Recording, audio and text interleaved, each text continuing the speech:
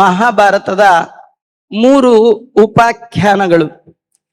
ಅದರಲ್ಲಿ ಈ ಮೊದಲ ದಿನ ಮಂದಪಾಲೋಪಾಖ್ಯಾನ ಅಂತ, ಇನ್ನೊಂದು ನಳನ ಚರಿತ್ರೆ ನಳೋಪಾಖ್ಯಾನ, ಇನ್ನೊಂದು ಜಂಬೂಕೋಪಾಖ್ಯಾನ ಅಂತ ಮಹಾಭಾರತದಲ್ಲಿ ಬರುವಂತಹ ಉಪಾಖ್ಯಾನಗಳ ಒಂದು ಪ್ರವಚನವನ್ನ ನನ್ನ ಪಾಲಿಗೆ ಕೊಟ್ಟಿದ್ದಾರೆ. ವನಪರ್ವದಲ್ಲಿ ಬರುವಂತಹ ಒಂದು ಉಪಾಖ್ಯಾನ ಈ ಮಂದಪಾಲೋಪಾಖ್ಯಾನ ಅಂತ. ಖಾಂಡವ ದಹನದ ಪ್ರಸಂಗ.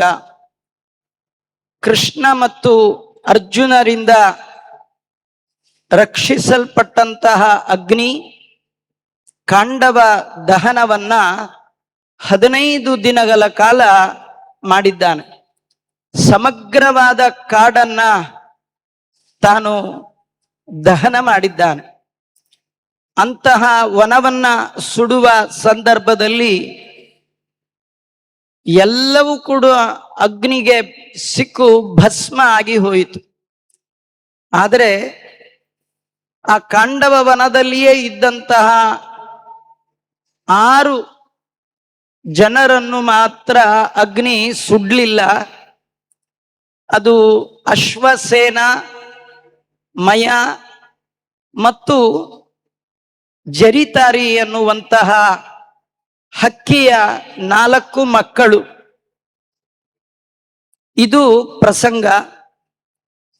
ಆಚಾರ್ಯರು ತಮ್ಮ ತಾತ್ಪರ್ಯ ನಿರ್ಣಯದಲ್ಲಿ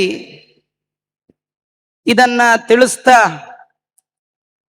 ದೈತ್ಯಾಶ್ಚ ನಾಗಾಶ್ಚ ಪಿತಾಚ ಯಕ್ಷಾಹ ಹತಾಹ ಸರ್ವೇ ತದ್ವನಸ್ತಾಹಿ ತಾಭ್ಯಾಂ ಋತೆ ಚತುಪಕ್ಷಿಣಃ ಅಶ್ವಸೇನಂಚ ಮಯಂಚ ನಾನ್ಯತ್ ಕಿಂಚಿದಾಸತ್ರ ಮುಕ್ತಂ. ದೈತ್ಯರು, ನಾಗರು, ಪಿಶಾಚಿಗಳು, ರಾಕ್ಷಸರು ಯಾರೆಲ್ಲ ಆ ಖಾಂಡವ ವನದಲ್ಲಿ ವಾಸವಾಗಿದ್ರೋ ಅವರು ಎಲ್ಲರನ್ನೂ ಅಗ್ನಿ ಸುಟ್ಟಾಕಿದ್ದಾನೆ. 4 ಪಕ್ಷಿಗಳನ್ನು ಮಾತ್ರ, ಅಶ್ವಸೇನ ಮತ್ತು ಮಯನನ್ನ ಬಿಟ್ಟು ಬೇರೆ ಏನು ಉಳಿಲಿಲ್ಲ ಅಂತ. ಇದು ಯಾರಿಂದ ಆಗಿದ್ದು ಅಂದ್ರೆ ಕೇವಲ ಅಗ್ನಿಯಿಂದಲ್ಲ. ಅಗ್ನಿಗೆ ಆ ಸಾಮರ್ಥ್ಯ ಇಲ್ಲ. ತಾಭ್ಯಾಂ, ಆ ನರ ಮತ್ತು ನಾರಾಯಣ, ನರ ನಾರಾಯಣರ ಒಂದು ಅನುಗ್ರಹ ವಿಶೇಷದಿಂದ ಅಗ್ನಿ ಸುಟ್ಟಿದ್ದಾನೆ ಅನ್ನುವ ವಿಷಯವನ್ನ ಆಚಾರ್ಯರು ಮೊದಲಿಗೆ ತಿಳಿಸ್ಕೊಡ್ತಾ ಇದ್ದಾರೆ. ಅರ್ಜುನ ಮತ್ತು ಕೃಷ್ಣ ಅವರಲ್ಲಿ ಕೇಳಿಕೊಂಡು, ಬ್ರಾಹ್ಮಣ ರೂಪದಿಂದ ಬಂದು ಕೇಳಿಕೊಂಡು ಖಾಂಡವ ದಹನ ಮಾಡುವಂತಹ ಸಾಮರ್ಥ್ಯವನ್ನ ಅಗ್ನಿ ತಾನು ಪಡೆದ. ಅಂತ ಸಂದರ್ಭದಲ್ಲಿ ಎಲ್ಲವನ್ನೂ ಸುಟ್ಟರೂ ಈ 6 ಮಾತ್ರ ಸುಡ್ಲಿಲ್ಲ. ಅದರಲ್ಲಿ ಅಯಮಗ್ನೇ ಜರಿತಾರಃ ಇತ್ಯಾದಿ ವೇದ ಮಂತ್ರೈಹಿ ಸ್ತುತ್ವಾ ವನ್ನಿಂ ಪಕ್ಷಿಣಃ ನೋಪದಗ್ಧಾಃ. ಆ 4 ಹಕ್ಕಿಗಳು ಯಾಕೆ ಅಗ್ನಿಯಲ್ಲಿ ಸಿಕ್ಕು ಸುಡ್ಲಿಲ್ಲ ಅಂದ್ರೆ ಆಚಾರ್ಯರು ಹೇಳ್ತಾರೆ, ಅವು ಸಾಮಾನ್ಯ ಹಕ್ಕಿಗಳಲ್ಲ, ವೇದ ಮಂತ್ರವನ್ನು ತಿಳಿದಂತಹ ಹಕ್ಕಿಗಳು. ಇವತ್ತು ಮನುಷ್ಯರೇ, ಬ್ರಾಹ್ಮಣರೇ, ಸಂಸ್ಕಾರವನ್ನ ಹೊಂದಿದವರೇ ವೇದಾಧ್ಯಯನ ಮಾಡದೇ ಇರುವ ಸಂದರ್ಭದಲ್ಲಿ ಹಕ್ಕಿಗಳು ವೇದದಿಂದ, ವೇದ ಮಂತ್ರಗಳಿಂದ ಅಗ್ನಿಯನ್ನ ಸ್ತೋತ್ರ ಮಾಡಿ ಅಗ್ನಿಯನ್ನ ಸಂತೋಷಪಡಿಸಿ ಅಗ್ನಿಯಿಂದ ಸುಡದೆ ಉಳಿದುವು ಅನ್ನುವ ವಿಷಯವನ್ನ ಆಚಾರ್ಯರು ತಿಳಿಸಿ ಕೊಟ್ಟಿದ್ದಾರೆ. ಇದರ ವಿಶಿಷ್ಟವಾದ ಕಥೆ ಮಹಾಭಾರತದಲ್ಲಿ ವನಪರ್ವದಲ್ಲಿ ಬರ್ತಾ ಇರ್ತಕ್ಕಂಥದ್ದು. ಆಗ ಜನಮೇಜಯ ವೈಶಂಪಾಯನರಲ್ಲಿ ಪ್ರಶ್ನೆ ಮಾಡ್ತಾ ಇದ್ದಾನೆ, ತದೇ ತದದ್ಭುತಂ ಬ್ರಹ್ಮನ್. ಇದು ಬಹಳ ಅದ್ಭುತವಾದ ವಿಷಯ.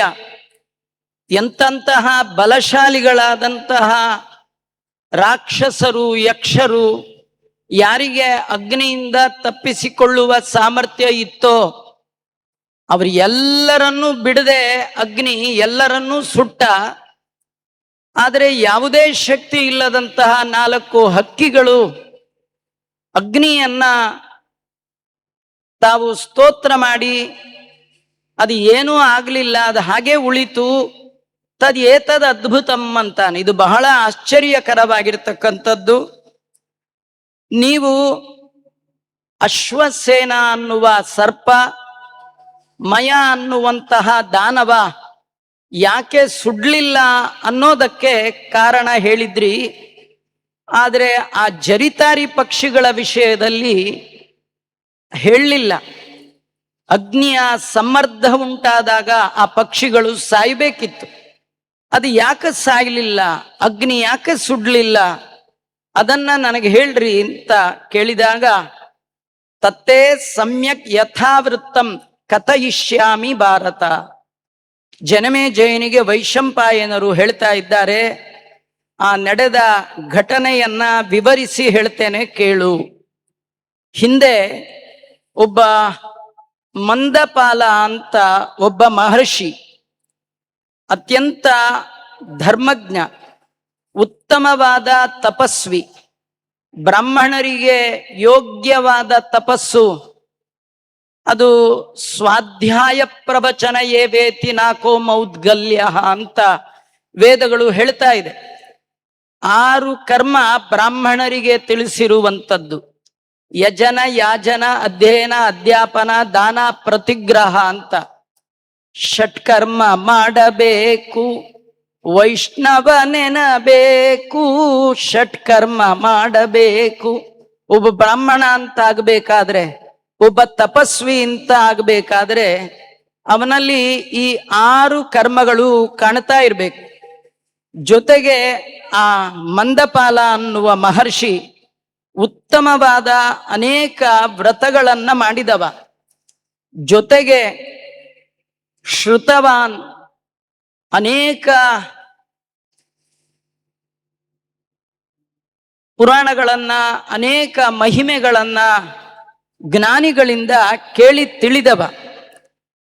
ಅವನು ಊರ್ಧ್ವರೇತಸ್ಕನಾಗಿ ಋಷಿಗಳ ಮಾರ್ಗವನ್ನ ಹಿಡಿದು ಧರ್ಮ ಮತ್ತು ತಪಸ್ಸಿನಲ್ಲಿ ತಾನು ಯಾವಾಗಲೂ ರತನಾಗ್ಬಿಟ್ಟಿದ್ದಾನೆ.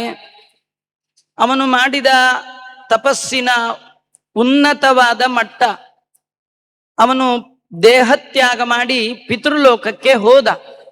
ಆದರೆ ಅವನು ಮಾಡಿದ ಕರ್ಮಕ್ಕೆ ಯಾವ ಬಗೆಯ ಫಲವನ್ನ ಪಡಿಬೇಕಿದೆ ಆ ಫಲವನ್ನ ಅವನು ಪಡಿಲಿಲ್ಲ. ಅವನು ಸಲೋಕಾನ್ ಅನಾವೃತಾನ್ ದೃಷ್ಟ್ವಾ ತಪಸ್ಸಾ ನಿರ್ಜಿತಾಮಪಿ. ಅವನು ತಾನು ಮಾಡಿದ ತಪಸ್ಸಿನಿಂದ ಏನು ಲೋಕಗಳನ್ನ ಸಂಪಾದನೆ ಮಾಡಬೇಕಿತ್ತು ಅಂಥ ಲೋಕಗಳು ಅವನಿಗೆ ಮುಚ್ಚಲ್ಪಟ್ಟಿತ್ತು. ಒಳಗೋಗ್ಲಿಕ್ಕೆ ದಾರಿ ಕಾಣ್ತಾ ಇಲ್ಲ. ಅವನಿಗೆ ಆಶ್ಚರ್ಯ, ನಾನು ಮಾಡಿದ ಸತ್ಕರ್ಮಕ್ಕೆ ಸಿಗಬೇಕಾದ ಫಲದಿಂದ ನಾನು ವಂಚಿತನಾಗ್ತಾ ಇದ್ದೇನಲ್ಲ, ಎಷ್ಟು ಒಳ್ಳೆ ಕರ್ಮ ಮಾಡಿದ್ದೇನೆ, ಆದ್ರೂ ನನಗೆ ಸಿಗಬೇಕಾದ ಫಲ ಸಿಗುತ್ತಿಲ್ವೇ ಅಂತ ಅಲ್ಲಿಯೇ ಧರ್ಮರಾಜನ ಸಮೀಪದಲ್ಲಿದ್ದಂತಹ ದೇವತೆಗಳಲ್ಲಿ ಪ್ರಶ್ನೆ ಮಾಡ್ತಾ ಇದ್ದಾನೆ. ನಮಗೆ ಈ ಒಂದು ಪ್ರಸಂಗ ಸಂದೇಶವನ್ನ ಕೊಡುತ್ತೆ. ನಾವು ಎಷ್ಟೋ ಉತ್ತಮವಾದ ಕರ್ಮವನ್ನ ಮಾಡ್ತೇವೆ, ಅನೇಕ ದಾನ ಧರ್ಮ ಎಲ್ಲ ಮಾಡ್ತೀವಿ. ಎಲ್ಲವೂ ಕೂಡ ಶ್ರೇಯಸ್ ಸಂಪಾದನೆಗೆ, ಉತ್ತಮ ಲೋಕ ಪ್ರಾಪ್ತಿಗೆ ಕಾರಣವಾದಂತಹ ಅನೇಕ ಕರ್ಮಗಳನ್ನ ಮಾಡಿದಾಗ್ಯೂ ನಮ್ಗೆ ಉತ್ತಮ ಫಲ ಆಗೋಲ್ಲ. ಇವನಿಗೆ ಫಲದ ಬಾಗಿಲಿಗೆ ಹೋಗಿ ನಿಂತಿದ್ದಾನೆ, ಫಲ ಮಾತ್ರ ಸಿಗ್ತಾ ಇಲ್ಲ. ಆಶ್ಚರ್ಯದಿಂದ ಕೇಳ್ತಾ ಇದ್ದಾನೆ, ಕಿಮರ್ಥಂ ಆವೃತ ಲೋಕಾಹ ಮಯೇಹ ತಪಸಾರ್ಜಿತ. ನಾನು ಸಂಪಾದನೆ ಮಾಡಿದಂತಹ ಲೋಕಗಳು, ನಾನೇನು ತಪಸ್ಸು ಮಾಡಿದೆ, ಏನು ವ್ರತವನ್ನ ಮಾಡಿದೆ, ಏನೆಲ್ಲ ದಾನ ಧರ್ಮಗಳನ್ನ ಮಾಡಿದ್ದೇನೆ, ಇದರಿಂದ ಯಾವ ಪುರುಷಾರ್ಥ ನನಗೆ ಸಿಗಬೇಕಿತ್ತೋ ಅದು ಸಿಗ್ತಾ ಇಲ್ಲ. ಏನನ್ನ ಮಾಡ್ಲಿಲ್ಲ ನಾನು, ಯಾಕೆ ಈ ರೀತಿ ನಾನು ಫಲದಿಂದ ವಂಚಿತನಾಗಿದ್ದೇನೆ ಅಂತ ಕೇಳ್ತಾ ಇದ್ದಾನೆ, ನಿಮಗೆ ಅದು ತಿಳಿದಿದ್ರೆ ಹೇಳ್ರಿ ಅಂತ. ಆಗ ಯಮಧರ್ಮನ ಸಮೀಪದ ದೇವತೆಗಳು ಅವನಿಗೆ ಹೇಳ್ತಾ ಇದ್ದಾರೆ, ನೋಡು ಮಂದಪಾಲ, ಪ್ರತಿಯೊಬ್ಬ ಮನುಷ್ಯ ಹುಟ್ಟುವಾಗಲೇ ಋಣಿನೋ ಮಾನವ ಬ್ರಹ್ಮನ್ ಸರ್ವೇ ಜಾಯಂತಿ ತತ್ಶೃಣು. ಪ್ರತಿಯೊಬ್ಬ ಮನುಷ್ಯ ಭೂಮಿಯಲ್ಲಿ ಹುಟ್ಟುವಾಗ ಋಣದಿಂದ ಸಹಿತನಾಗಿಯೇ ಹುಟ್ಟುತ್ತಾನೆ. ಇವತ್ತು ಈ ಲೋಕದಲ್ಲಿಯೂ ಕೂಡ ಋಣದ ಬಗ್ಗೆ ನಾವು ಕೇಳ್ತೇವೆ. ಇವತ್ತು ಭಾರತದಲ್ಲಿ ಹುಟ್ಟಿದ ಪ್ರತಿಯೊಬ್ಬರ ತಲೆ ಮೇಲೆ ಎಷ್ಟೆಷ್ಟು ಸಾಲ ಇದೆ ಅಂತ. ಈ ಸಾಲ ಹೇಗೂ ಆಗಬಹುದು, ಆದರೆ ಬೇರೆ ಒಂದು ಋಣ ಇದೆ, 3 ಋಣ. ದಾಸರಾಯರು ಋಣದ ಬಗ್ಗೆ ಒಂದು ಮಾತು ಹೇಳ್ತಾರೆ. ಎಲ್ಲದಕ್ಕಿಂತ ದೊಡ್ಡ ಮೈಲಿಗೆ ಯಾವುದು? ಕೆಲವು ಮೈಲಿಗೆ ಹುಟ್ಟಿನಿಂದ ಬರುವ ಮೈಲಿಗೆ, ಕೆಲವು ಸಾವಿನಿಂದ ಬರುವ ಮೈಲಿಗೆ. ಹುಟ್ಟು ಸಾವುಗಳಿಂದ ಬರುವಂತಹ ಮೈಲಿಗೆ ಕೆಲವು ದಿನಗಳ ತನಕ ಮಾತ್ರ. ಆದರೆ ಋಣವೆಂಬ ಸೂತಕವು ಬಾಧಿಸುತ್ತಿದೆ ಅಂತ ವರ್ಣನೆ ಮಾಡ್ತಾರೆ. ಈ ಸಾಲ ಅಂತಿದೆಯಲ್ಲ, ಋಣ ಅಂತಿದೆಯಲ್ಲ, ಅದು ದೊಡ್ಡ ಮೈಲಿಗೆ. ನಮ್ಮ ಹಿರಿಯರು ಎಂದೂ ಕೂಡ ಮನೆ, ಮಠ, ಮಡದಿ, ಆಸ್ತಿಗಾಗಿ ಸಾಲವನ್ನ ಮಾಡುವ ಬುದ್ಧಿಗೆ ಹೋಗ್ತಾ ಇರಲಿಲ್ಲ. ಕಾರಣ ಸಾಯುವ ಕಾಲಕ್ಕೆ ಸಾಲ ಇರಬಾರ್ದು ಅಂತ. ಈ ಸಾಲಕ್ಕಿಂತಲೂ ದೊಡ್ಡ ಸಾಲ ಯಾವುದು ಅಂದ್ರೆ 3 ಋಣ: ದೇವ ಋಣ, ಪಿತೃ ಋಣ, ಋಷಿ ಋಣ ಅಂತ. ಈ 3 ಋಣಗಳನ್ನ ನಾವು ಕಳ್ಕೊಳ್ಬೇಕು. ಅದು ಹೇಗೆ 3 ಋಣಗಳಿಂದ ನಾವು ಕಳ್ಕೊಳ್ಬೇಕು ಅಂದ್ರೆ ಬ್ರಹ್ಮಚರ್ಯೇಣ ಯಜ್ಞೇನ ಪ್ರಜಯಾಚ ನ ಸಂಶಯ ತದಪಾಕ್ರಿಯತೆ ಸರ್ವಂ ಯಜ್ಞೇನ ತಪಸಾ ಸುತೈಹಿ ತಪಸ್ವಿ ಯಜ್ಞ ಕೃಚ್ಛಾಸಿ ನಚತೆ ವಿದ್ಯತೆ ಪ್ರಜಾಹ. ಈ 3 ಋಣದಲ್ಲಿ ಬ್ರಹ್ಮಚರ್ಯದಿಂದ, ಯಜ್ಞದಿಂದ, ಪ್ರಜೆಗಳಿಂದ ಈ 3 ಋಣಗಳನ್ನ ನಾವು ತೀರಿಸಲ್ಪಡಬೇಕು. ನೀನು 2 ಋಣವನ್ನ ತೀರಿಸಿದ್ದೀಯ, ಆದರೆ ಮಕ್ಕಳನ್ನು ಮಾತ್ರ ಪಡಿಲಿಲ್ಲ. ಕಾರಣ ಊರ್ಧ್ವರೇತಸ್ಕನಾಗಿ ನೀನು ಉತ್ತಮ ಗತಿಯನ್ನ ಬಯಸಿ ಇಲ್ಲಿ ಬಂದಿದ್ದೀಯ. ಒಂದು ಋಣ ನಿನ್ನೊಟ್ಟಿಗೆ ನಿನ್ ಜೊತೆಗೆ ಇದೆ. ಪುನ್ನಾಂನೋ ನರಕಾತ್ ಪುತ್ರ ಸ್ತ್ರಾತಾತಿ ಪಿತರಂ ಮುನೆ. ಪುತ್ತನ್ನುವ ನರಕ ಪಂಡಿತಾಚಾರ್ಯರು ವರ್ಣನೆ ಮಾಡ್ತಾರೆ. ತ್ರಾತಾಯ ಏವ ನರಕಾತ್ ಸಹಿ ಪುತ್ರ ನಾಮ ಅಂತ. ಒಂದು ನರಕ, ಪುತ್ತನ್ನುವ ನರಕ, ಇದರಿಂದ ಪಾರು ಮಾಡುವವ ಪುತ್ರ ಅಂತ. ಹೀಗಾಗಿ ನರಕ ಅಧೋಗತಿಯಿಂದ ನಮ್ಮನ್ನ ಪಾರು ಮಾಡುವಂತಹ ಮಗ ಅಂದ್ರೆ ಸುಮ್ಮನೆ ಮಕ್ಕಳಿದ್ರೆ ಸಾಲದು. ನಮ್ಗೆಲ್ಲ ಹಿಂದಿನವರು ಹೇಳ್ಕೊಟ್ಟಿದ್ದಾರೆ, ಏಷ್ಟವ್ಯ ಬಹವ ಪುತ್ರ ಯದ್ಯೇಕೋಪಿ ಗಯಾಂ ವ್ರಜೇತ್, ನೇಷ್ಟವ್ಯ ಬಹವ ಪುತ್ರ ಯದ್ಯೇಕೋಪಿ ಸುರಾಂ ಪಿಬೇತ್ ಅಂತ. ಬಹಳ ಮಕ್ಕಳು ಇರಬೇಕು, ಒಬ್ಬನಾದ್ರೂ ಗಯೆಗೆ ಹೋಗಿ ತಂದೆ ತಾಯಿಗಳ ಋಣವನ್ನ ತೀರಿಸುವಂತಹ ಶ್ರಾದ್ದ ಕರ್ಮವನ್ನ ಶ್ರದ್ಧೆಯಿಂದ ಮಾಡ್ತಾನೆ. ತುಂಬಾ ಮಕ್ಕಳಿದ್ರೂ ಒಂದು ಪ್ರಾಬ್ಲಮ್. ಒಬ್ಬನೇ ಒಬ್ಬ ಸುರಾಪಾನ ಮಾಡಿದರೂ ಕೂಡ ಅವನ ಕುಲವನ್ನೇ ಅಧೋಗತಿಗೆ ಒಯ್ತಾನೆ. ಎಷ್ಟು ಮಕ್ಕಳು ಅನ್ನೋದು ಮುಖ್ಯ ಅಲ್ಲ, ಎಂಥ ಮಕ್ಕಳು ಅನ್ನೋದು ಮುಖ್ಯ. ಇವತ್ತು ಪರಮ ಪೂಜ್ಯ ಸ್ವಾಮಿಗಳವರು ಮಕ್ಕಳ ಮುಂದೆ ಉಪನ್ಯಾಸ ಮಾಡುವಾಗ ಒಳ್ಳೆ ಅದ್ಭುತವಾದ ಸಂದೇಶ. ವಿದ್ಯೆ ಕಲಿಯುವ ಮಕ್ಕಳಲ್ಲಿ ಬೆಳೆಯಬೇಕಾದ 2 ದೊಡ್ಡ ಗುಣ, ಒಂದು ದೇಶಭಕ್ತಿ, ಇನ್ನೊಂದು ದೈವ ಭಕ್ತಿ. ಹೇಗೆ ಒಂದು ನಾಣ್ಯದ 2 ಮುಖಗಳು, 2 ಮುಖದಲ್ಲಿ ಒಂದು ಕಡೆ ಪ್ರಿಂಟ್ ಆಗದಿದ್ರೂ ಕೂಡ ಆ ನೋಟಿಗೆ ಯಾವ ಮೌಲ್ಯವೂ ಇಲ್ಲದೆ ಹೇಗೆ ಅಪಮೌಲ್ಯಕ್ಕೆ ಒಳಗಾಗತ್ತೋ ಹಾಗೆ ಒಬ್ಬ ವ್ಯಕ್ತಿಯಲ್ಲಿ 2 ಗುಣಗಳು ಅಭಿವ್ಯಕ್ತ ಆಗಲಿಲ್ಲ ಅಂತಾದ್ರೆ, ಅವನಲ್ಲಿ ದೇಶಭಕ್ತಿ ದೈವ ಭಕ್ತಿಯಲ್ಲಿ ಒಂದು ಇಲ್ಲ ಅಂತಾದ್ರೂ ಕೂಡ ಅವನು ಉದ್ಧಾರ ಆಗ್ಲಿಕ್ಕೆ ಸಾಧ್ಯ ಇಲ್ಲ ಅಂತ. ಹಾಗಾಗಿ ಎಷ್ಟು ಮಕ್ಕಳು ಅನ್ನೋದಕ್ಕಿಂತಲೂ ಎಂಥ ಮಕ್ಕಳು, ಮಕ್ಕಳು ನಮಗೆ ತಾರಕರೋ, ಮಕ್ಕಳು ನಮಗೆ ಮಾರಕರೋ, ಭಗವತ್ ಪದರೋ ಅಥವಾ ಭಯೋತ್ಪಾದಕರೋ, ಇದು ಅವರ ಅಧ್ಯಯನದಿಂದ ನಿಶ್ಚಯ ಆಗುವಂಥದ್ದು. ಒಟ್ಟಿನಲ್ಲಿ ಉತ್ತಮ ಮಕ್ಕಳನ್ನ ಪಡೆದಾಗ ಮಾತ್ರ ತಂದೆ ತಾಯಿಗಳನ್ನ ಅಧೋಗತಿಯಿಂದ ಉತ್ತಮ ಗತಿಗೆ ಕೊಂಡೊಯ್ತಾನೆ. ಭಾಗವತಾದಿಗಳಲ್ಲಿ ನಾವು ಕೇಳ್ತೇವೆ, ಪ್ರಹ್ಲಾದ ರಾಜರಿಗೆ ನರಸಿಂಹದೇವರು ಅನುಗ್ರಹ ಮಾಡುವಾಗ ನಿನ್ನಿಂದ ನಿನ್ನ ಕುಲವನ್ನೇ ಉದ್ಧಾರ ಮಾಡ್ತೇನೆ ಅಂತ ವರ್ಣನೆ ಮಾಡಿದ್ದನ್ನ ನಾವು ಕೇಳ್ತೇವೆ. ಇದೆಲ್ಲ ಕೇಳಿದ ಮಂದಪಾಲ ವಿಚಾರ ಮಾಡಿದ. ಅವನು ಹೇಳ್ತಾ ಇದ್ದಾನೆ, ಕ್ವತು ಶೀಘ್ರಂ ಅಪತ್ಯಂ ಸ್ಯಾತ್ ಬಹುಲಂ ಚೇತ್ಯ ಚಿಂತಯತ್. ಏನು ಮಾಡಿದ್ರೆ ಬಹಳ ಮಕ್ಕಳನ್ನ ಪಡಿಬಹುದು. ಒಂದು, ಬಹಳ ಮಕ್ಕಳನ್ನ ಪಡಿಬೇಕು. ಇನ್ನೊಂದು, ಬಹಳ ಬೇಗ ಪಡಿಬೇಕು. ಇದೇ ಪ್ರಾಬ್ಲಮ್ ನಮ್ದು. ಬೇಗ ಆಗ್ಬೇಕು, ಬೇಗ. ಬೆಳಗ್ಗೆ ಸ್ವಾಮಿಗಳು ಕೂಡ ಆ ವಿಷಯವನ್ನ ಹೇಳಿದ್ರು. ಈ ಅರ್ಜೆಂಟ್ ಏನಿದೆ ಅದು ವಿದ್ಯೆಯ ವಿರೋಧಿ ಅಂತ. ಬಹಳ ಅರ್ಜೆಂಟ್ ಯಾವುದೇ ಕೆಲಸದಲ್ಲಿಯೂ ಕೂಡ ಅರ್ಜೆಂಟ್ ಇರಬಾರ್ದು.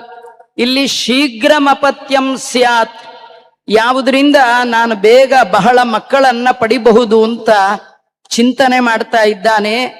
ಅವನಿಗೆ ಒಂದು ವಿಚಾರ ತಿಳಿತು. ಶಾರ್ಂಗಕ ಪಕ್ಷಿಗಳು ಅಂತ, ಅವು ಬಹಳ ಮಕ್ಕಳನ್ನ ಹಡಿಯತ್ತೆ, ಅವು ಬೇಗ ಮಕ್ಕಳು ಹಡಿಯತ್ತೆ ಅಂತ ತಿಳ್ಕೊಂಡು ತಾನು ಶಾಂಗ ಪಕ್ಷಿಯಾಗಿದ್ದಾನೆ. ತನ್ನ ಹೆಂಡತಿಗೂ ಕೂಡ ಪಕ್ಷಿಯ ರೂಪ, ಆ ಹೆಂಡತಿ ಜರಿತೆ ಅಂತ, ಅವಳಿಗೂ ಕೂಡ ಹೆಣ್ಣು ಹಕ್ಕಿಯ ರೂಪವನ್ನ ತೆಗೆದುಕೊಳ್ಳಕ್ಕೆ ಹೇಳಿದ್ದಾನೆ. ಅವಳ ಸಮಾಗಮ ಮಾಡಿದ್ದಾನೆ. ಅವಳಲ್ಲಿ ಋಷಿಗಳಾದ 4 ಮರಿ ಪಕ್ಷಿಗಳನ್ನ ತಾನು ಪಡೆದಿದ್ದಾನೆ. ಬಹಳ ಆಶ್ಚರ್ಯದ ಸಂಗತಿ ಅಂದ್ರೆ, ಹುಟ್ಟುವಾಗಲೇ ಭಗವದ್ಜ್ಞಾನವನ್ನ ವೇದಜ್ಞಾನವನ್ನ ಹಿಡ್ಕೊಂಡೇ ಹುಟ್ಟಿದೆ. ನಮ್ಮಲ್ಲಿ ಹುಟ್ಟಿದ ಮೇಲೆ ಬರೋದು ಬೇರೆ, ಹುಟ್ಟಿನ ಒಟ್ಟಿಗೆ ಬರೋದೇನಿದೆ ಅದು ಸ್ವಾಭಾವಿಕವಾದದ್ದು, ಸ್ವಭಾವದಿಂದ ಬರುವಂಥದ್ದು. ಅದು ಸ್ವಯಂ ಗುಣವಾಗಿ ಅವುಗಳಿಗೆ ಬಂದಿರತಕ್ಕಂಥದ್ದು. ಆ ಋಷಿ ಆ 4 ಹಕ್ಕಿಗಳು ಮೊಟ್ಟೆಯಲ್ಲಿರುವಾಗಲೇ ಅವನೇನು ಮಾಡಿದ್ದಾನೆ, ಆ ಮಂದಪಾಲ ತನ್ನ ಹೆಂಡತಿಯನ್ನು, ಆ ಮೊಟ್ಟೆಯ ರೂಪದ ಮಕ್ಕಳನ್ನು ಬಿಟ್ಟು ಇನ್ನೊಬ್ಬ ಹೆಂಡತಿ ಲಪಿತೆ ಅಂತ ಅವಳ ಬಳಿಗೆ ಹೋಗ್ಬಿಟ್ಟಿದ್ದ. ಆಗ ಲಪಿತೆಯ ಬಳಿ ಹೋಗಿ ಸ್ವಲ್ಪ ದಿನ ಆದಮೇಲೆ ಅವನಿಗೆ ತನ್ನ 4 ಪುಟ್ಟ ಮರಿಗಳ ಬಗ್ಗೆ ಯೋಚನೆ ಶುರುವಾಯಿತು. ಎಂಥ ಕೆಲಸ ಮಾಡಿಬಿಟ್ಟೆ, ಎಷ್ಟು ಉತ್ತಮಳಾದ ಹೆಂಡತಿ ಅವಳು, ಅವಳ ಮಕ್ಕಳನ್ನ ಒಂದು ಕಾಡಿನಲ್ಲಿ ಬಿಟ್ಟು ಬಂದ್ಬಿಟ್ನಲ್ಲ, ಅವಳು ಒಂದು ಕ್ಷಣವೂ ಕೂಡ ನನ್ನನ್ನ ಬಿಟ್ಟಿರುವವಳಲ್ಲ, ಏನು ಮಾಡ್ಲಿ ಅಂತ ಹೀಗೆ ಆತ ಚಿಂತನೆ ಮಾಡ್ತಾ ಇದ್ರೆ, ತಾಯಿಯಾದ ಜರಿತೆ, ಆ ಹೆಣ್ಣು ಹಕ್ಕಿ, ಅದು ವಿಚಾರ ಮಾಡ್ತಾ ಇದೆ, ಈ ಮೊಟ್ಟೆಯಿಂದ ಹೊರಬಂದ ಹಕ್ಕಿಗಳನ್ನ ನಾನು ಹೇಗೆ ಸಾಕಲಿ ಅಂತ. ಇಷ್ಟೆಲ್ಲ ಆಗುವಾಗ ಈ ಮಂದಪಾಲ ಋಷಿ ತನ್ನ ಇನ್ನೊಬ್ಬ ಹೆಂಡತಿಯ ಜೊತೆ ವಿಹಾರ ಮಾಡುವ ಸಂದರ್ಭದಲ್ಲಿ ಕಾಳ್ಗಿಚ್ಚನ್ನ ಕಂಡಿದ್ದಾನೆ. ಅದು ಖಾಂಡವ ವನವನ್ನೇ ದಹನ ಮಾಡ್ತಾ ಇರುವಂತಹ ಅಗ್ನಿ. ಅಗ್ನಿಯನ್ನ ನೋಡಿದಾಗ ಇವನಿಗನ್ನಿಸ್ತು, ಜ್ಞಾತ್ವಾ ಪುತ್ರಾಂಶ್ಚ ಬಾಲಕಾನ್, ಸಣ್ಣ ಸಣ್ಣ ಮಕ್ಕಳು, ಅವರು ಇನ್ನೂ ಚಿಕ್ಕವರು, ಇವರು ಈ ಅಗ್ನಿಯಲ್ಲಿ ಸುಡೋದು ಖಾತ್ರಿ. ಹಾಗಾದ್ರೆ ಈ ಅಗ್ನಿಯನ್ನೇ ಕೇಳ್ಕೊಳ್ಳೋಣ ಅಂತ ಹೇಳಿ ವನ್ನಿಂ ಸ್ತೋತುಂ ಅವನು ಆ ಅಗ್ನಿಯನ್ನ ಸ್ತೋತ್ರ ಮಾಡಲಿಕ್ಕೆ ಆರಂಭ ಮಾಡಿದ್ದಾನೆ. ಮಂದಪಾಲ ಋಷಿ ಬ್ರಾಹ್ಮಣ ರೂಪದಲ್ಲಿದ್ದಂತಹ ಅಗ್ನಿ ಆತನನ್ನ ಮಕ್ಕಳ ಕ್ಷೇಮಕ್ಕೋಸ್ಕರವಾಗಿ ಸ್ತೋತ್ರ ಮಾಡಿದ್ದಾನೆ. ಮಂದಪಾಲ ಸ್ತೋತ್ರ ಮಾಡ್ತಾ ಇದ್ದಾನೆ ಅಗ್ನಿಯನ್ನ ಕುರಿತು. ತ್ವಮಗ್ನೇ ಸರ್ವಲೋಕಾನಾಂ ಮುಖಂ ತ್ವಮಸಿ ಹವ್ಯರಾಟ್, ತ್ವಮಂತ ಸರ್ವಭೂತಾನಾಂ ಗೂಢಶ್ಚರಸಿ ಪಾವಕ. ಇದು ಮಹಾಭಾರತದಲ್ಲಿ ವೇದವ್ಯಾಸ ದೇವರು ಮಂದಪಾಲನ ಮುಖದಿಂದ ಅಗ್ನಿಯನ್ನ ಕುರಿತು ಸ್ತೋತ್ರ ಮಾಡಿಸ್ತಾ ಇದ್ದಾರೆ. ಈ ಸ್ತೋತ್ರಗಳೆಲ್ಲ ಭಾಗವತದಲ್ಲಿ, ಮಹಾಭಾರತದಲ್ಲಿ ಇಂಥ ಸ್ತೋತ್ರಗಳನ್ನ ಮಿಶ್ರ ಸ್ತುತಿ ಅಂತ ಕರಿತಾ ಇದ್ದಾರೆ. ನಿಜವಾಗಿ ಅವನು ವರ್ಣನೆ ಮಾಡುವಾಗ ಎಲ್ಲ ಲೋಕಗಳಿಗೆ ನೀನು ಮುಖವಾಗಿದ್ದೀಯಾ ಅಂತ ವೇದಗಳು ಹೇಳುತ್ತೆ. ಅಗ್ನಿಮುಖಾವೈ ದೇವಾಹ ಅಂತ. ನೀನು ದೇವತೆಗಳಿಗೆ ಹವಿಸ್ಸನ್ನ ತೆಗೆದುಕೊಂಡು ಹೋಗುವವ ಅಂತ. ನೀನು ಎಲ್ಲಾ ಪ್ರಾಣಿಗಳ ಒಳಗೆ ಅದೃಶ್ಯನಾಗಿ ಸಂಚಾರ ಮಾಡ್ತೀಯ ಅಂತ. ನಿಜವಾಗಿಯೂ ಈ ಮುಂದೆ ಹೇಳುವ ಎಲ್ಲ ಲಕ್ಷಣಗಳು ಕೂಡ ಅಗ್ನಿಯ ಅಂತರ್ಯಾಮಿಯಾದ ಭಗವಂತನಲ್ಲಿ ಮಾತ್ರ. ವೇದಾನಾಂ ಪ್ರಥಮೋ ವಕ್ತ ಹರಿರೇವ ಯಥೋ ವಿಭುಃ ಅಥೋ ವಿಷ್ಣುತ್ಮಕ ವೇದಾಹ ಇತ್ಯಾಹುಃ ವೇದವಾದಿನಃ. ಶಬ್ದ ನಿರ್ಣಯ ಅನ್ನುವ ಗ್ರಂಥದಲ್ಲಿ, ಭಾಗವತ ತಾತ್ಪರ್ಯದಲ್ಲಿ ಆಚಾರ್ಯರು ಹೇಳ್ತಾರೆ, ಎಲ್ಲ ಶಬ್ದಗಳು ಕೂಡ ಆ ಭಗವಂತನನ್ನೇ ಹೇಳುತ್ತೆ. ತ್ವಂ ಅಂತಹ ಸರ್ವಭೂತಾನಾಂ ಗೂಢಶ್ಚರಸಿ ಪಾವಕ. ನೀನು ಅಗ್ನಿಯಾಗಿ ಎಲ್ಲ ಭೂತಗಳ ಒಳಗೆ ಇರುವವ ಅಂತ. ಅಂತಶ್ಚರತಿ ಭೂತಾನಾಂ ಅಂತ ಹೇಳಿ ವೇದಗಳು ಹೇಳುತ್ತೆ. ಆತ್ಮ ಗುಹಾಯಾಮ್ ನಿಹಿತೋಸ್ಯ ಜಂತೋಹೋ ಅಂತ ವರ್ಣನೆ ಮಾಡುತ್ತೆ. ಭಾಗವತ ಹೇಳುತ್ತೆ ಎಲ್ಲರ ಹೃದಯ ಅಂತರ್ಧ್ರುವಾಯ ಅನುಪಲಭ್ಯ ವರ್ತಮನೆ ಅಂತ. ತ್ವಮಂತ ಸರ್ವಭೂತಾನಾಂ ಗೂಢ ಚರಸಿ ಪಾವಕ ತ್ವಾಂ ಏಕಮಾಹುಹು. ಋಷಿಗಳು ನಿನ್ನನ್ನ ಒಬ್ಬನೇ, ನಾಮದ ಏಕಏವ, ಎಲ್ಲದರ ಒಳಗೆ ನೀನೊಬ್ಬನೇ ಇರೋದು. ತ್ವಯಾ ಸೃಷ್ಟಮಿದಂ ಸರ್ವಂ, ನಿನ್ನಿಂದಲೇ ಈ ಜಗತ್ತಿನ ಸೃಷ್ಟಿ ಅಂತ ಹೇಳ್ತಾ ಇದ್ದಾರೆ ಅಂತ. ನಿಜವಾಗಿಯೂ ಇಡೀ ಜಗತ್ತನ್ನ ಸೃಷ್ಟಿ ಮಾಡಿದವ ಭಗವಂತ. ಯೋನ ಪಿತ ಜನಿತ ಯೋ ವಿಧಾತ ದಾಮಾನಿ ವೇದ ಭುವನಾನಿ ವಿಶ್ವಾಯೋ ದೇವಾನಾಂ ನಾಮದ ಏಕಏವ ಅನ್ನುವ ವೇದಗಳು ಅಗ್ನಿಯ ಅಂತರ್ಯಾಮಿಯಾದ ಭಗವಂತನನ್ನೇ ಹೇಳ್ತಾ ಇದೆ. ಯಸ್ಯ ಕೃತ್ವಾ ನಮೋ ವಿಪ್ರಾಹ ಸ್ವಕರ್ಮ ವಿಹಿತಾಂ ಗತಿಂ. ಎಲ್ಲರೂ ಯಾವುದೇ ಕರ್ಮವನ್ನ ಮಾಡುವಾಗ ನಿನಗೆ ನಮಸ್ಕಾರ ಮಾಡಿ ತಮ್ಮ ಮಡದಿ ಮಕ್ಕಳ ಜೊತೆಯಲ್ಲಿ ತಮ್ಮ ಕರ್ಮವನ್ನ ಮಾಡಿ ಅದರಿಂದ ಉತ್ತಮವಾದ ಗತಿಯನ್ನ ಸಂಪಾದನೆ ಮಾಡ್ತಾರೆ. ಜಾತವೇದ ತ್ವಯೈ ವೇದಂ ವಿಶ್ವಂ ಸೃಷ್ಟಂ ಮಹಾದ್ಯುತೆ. ನೀನೇ ಜಗತ್ತು ನಿನ್ನಿಂದಲೇ ಸೃಷ್ಟವಾಗಿದೆ. ಮತ್ತೆ ತವೈವ ಕರ್ಮ ವಿಹಿತಂ ಭೂತಂ ಸರ್ವಂ ಚರಾಚರಂ. ಇದೆಲ್ಲವೂ ಕೂಡ ಚರಾಚರಾತ್ಮಕವಾದ ವಸ್ತು, ನಿನ್ನ ವ್ಯಾಪಾರದ ಸ್ಥಳ. ಈಶಾವಾಸ್ಯಮಿದಂ ಸರ್ವಂ ಅಂತ ಉಪನಿಷತ್ ಹೇಳಿದರೆ, ಆತ್ಮಾವಾಸ್ಯಂ ಅಂತ ಯಾರನ್ನ ಕುರಿತು ಹೇಳ್ತಾ ಇದೆ ಅಂದ್ರೆ ಅಗ್ನಿಯ ಅಂತರ್ಯಾಮಿಯಾದ ಭಗವಂತನನ್ನೇ. ತ್ವಮೇವ ದಹನೋ ದೇವಃ ತ್ವಂ ದಾತ ತ್ವಂ ಬೃಹಸ್ಪತಿ.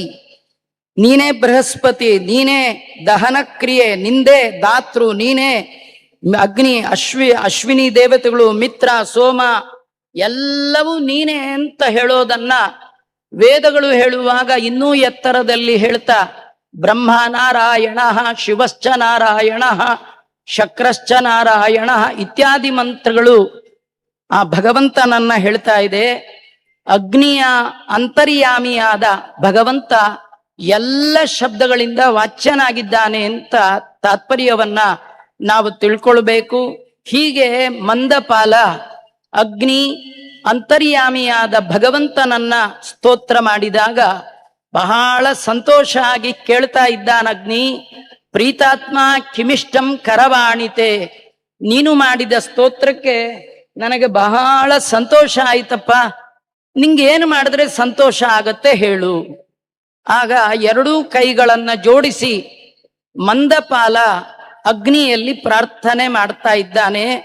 ಸಂದಹನ್ ಕಾಂಡವೇದಾಹಂ ಮಮ ಪುತ್ರಾನ್ ವಿಸರ್ಜಯ.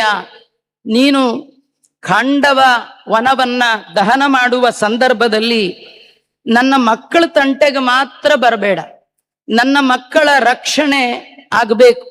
ಆದ್ರಿಂದ ನಾನು ಅದಕ್ಕಾಗಿಯೇ ನಿನ್ನನ್ನ ಸ್ತೋತ್ರ ಮಾಡ್ತಾ ಇದ್ದೇನೆ ಅಂತ ಪ್ರಾರ್ಥನೆ ಮಾಡಿದ್ದಕ್ಕೆ ಎಲ್ಲ ಅನೇಕರು ಅಲ್ಲಿ ತಮ್ಮ ಪ್ರಾಣವನ್ನ ಕಳ್ಕೊಂಡ್ರು. ಈ 4 ಹಕ್ಕಿಗಳು ಮಾತ್ರ ತಂದೆಯ ಪ್ರಾರ್ಥನೆಯಿಂದಾಗಿ ಉಳಿದುವು ಅಂತ.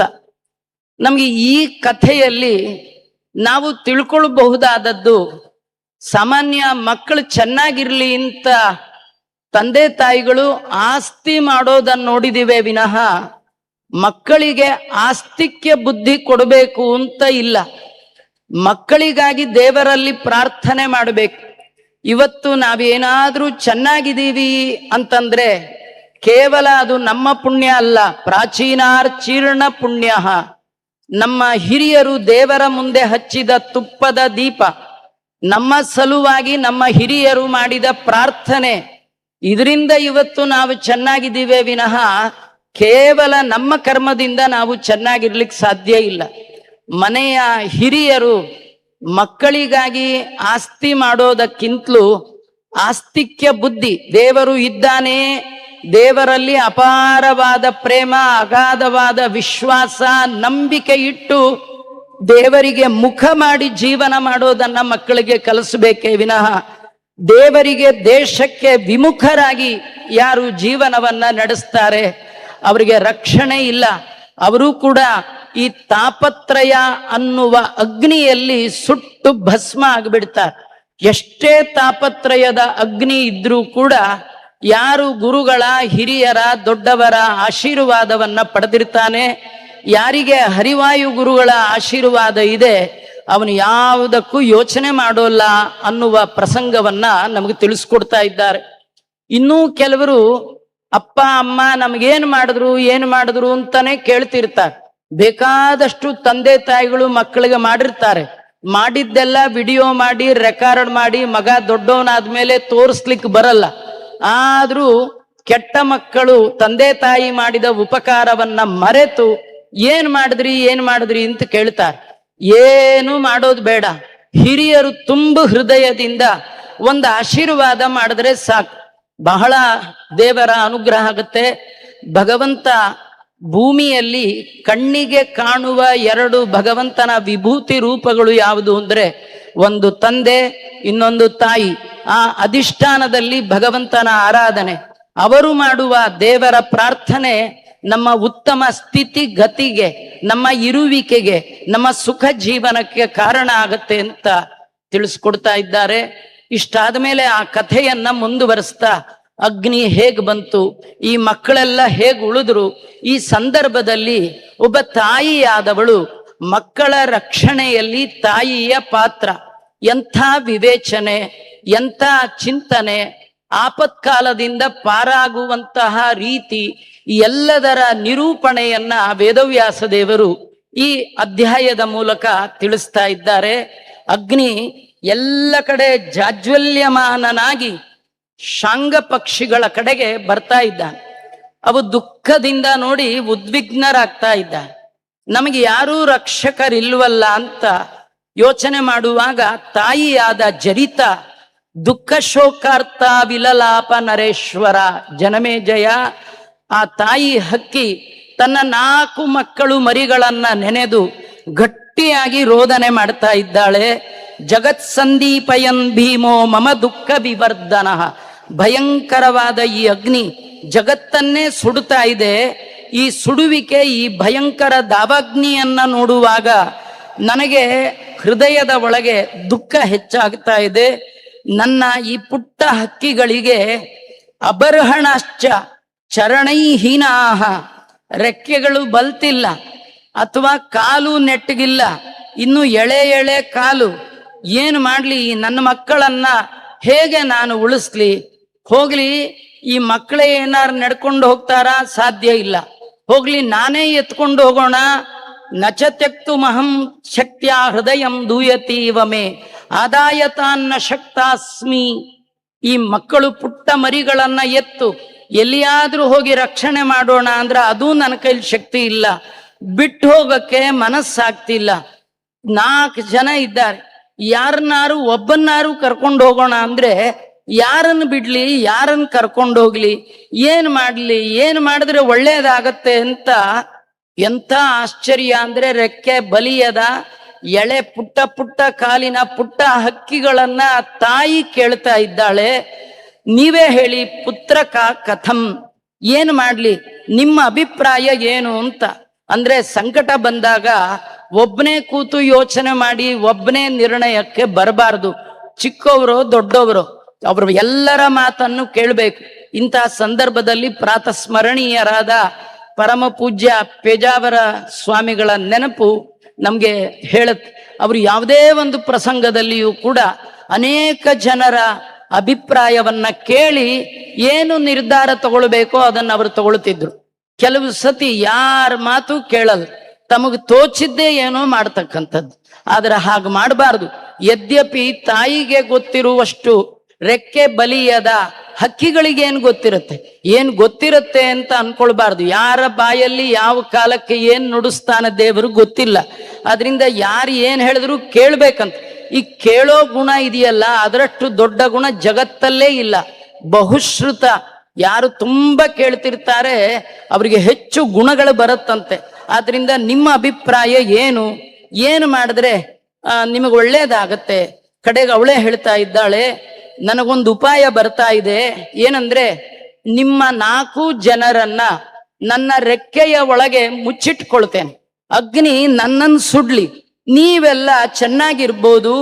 ಜರಿತಾರೋ ಕುಲಂ ಹಿದಂ ಜ್ಯೇಷ್ಠಂ ತ್ವಯೈವ ಪ್ರತಿಷ್ಠಿತಂ, ನಮ್ಮ ಕುಲ ನಮ್ಮ ವಂಶ ಹಿರಿಯ ಮಗನಾದ ನಿನ್ನಲ್ಲಿ ಇರ್ತಕ್ಕಂಥದ್ದು. 2ನೆಯ ಮಗನಾದ ಸಾರಿಸ್ಕೃತ್ ಆ ಮಕ್ಕಳನ್ನು ಪಿತೃವಂಶವನ್ನ ವೃದ್ಧಿಪಡಿಸುವವ. 3ನೇ ಹಕ್ಕಿಯ ಹೆಸರು ಸ್ತಂಭಮಿತ್ರ, ಉತ್ತಮವಾದ ತಪಸ್ವಿ ಆಗ್ತಾನೆ. 4ನೆಯ ಹಕ್ಕಿಗೆ ದ್ರೋಣ ಅಂತ ಹೆಸರಿತ್ತು, ಬ್ರಹ್ಮಚಾರಿ ಆಗ್ತಾನೆ ಅಂತ ಹುಟ್ಟುವ ಮೊದಲೇ ಮೊಟ್ಟೆಯೊಳಗಿರುವ ಹಕ್ಕಿಯನ್ನ ನೋಡಿಯೇ ತಂದೆ ಭವಿಷ್ಯವನ್ನ ಹೇಳಿ ಹೋಗಿದ್ದಾನೆ.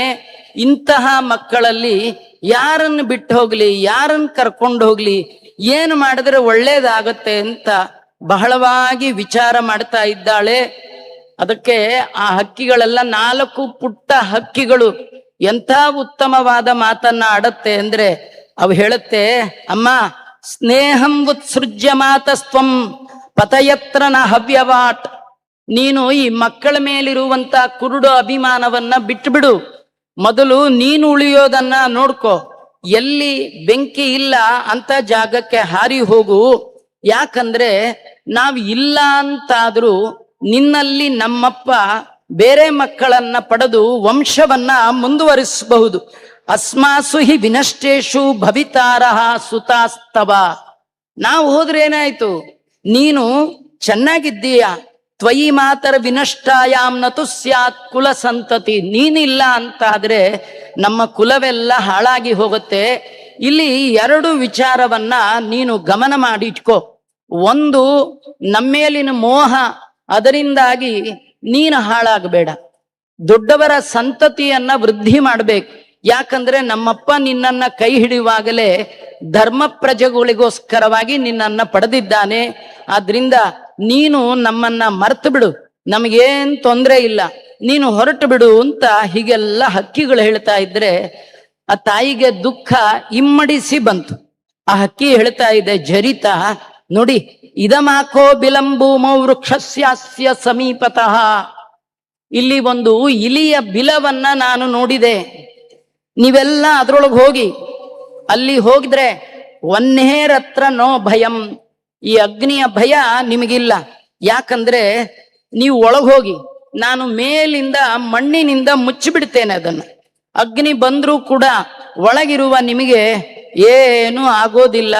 ಆದ್ರಿಂದ ಇದೇ ನನಗೆ ಗೊತ್ತಿರೋ ಒಂದು ಉಪಾಯ.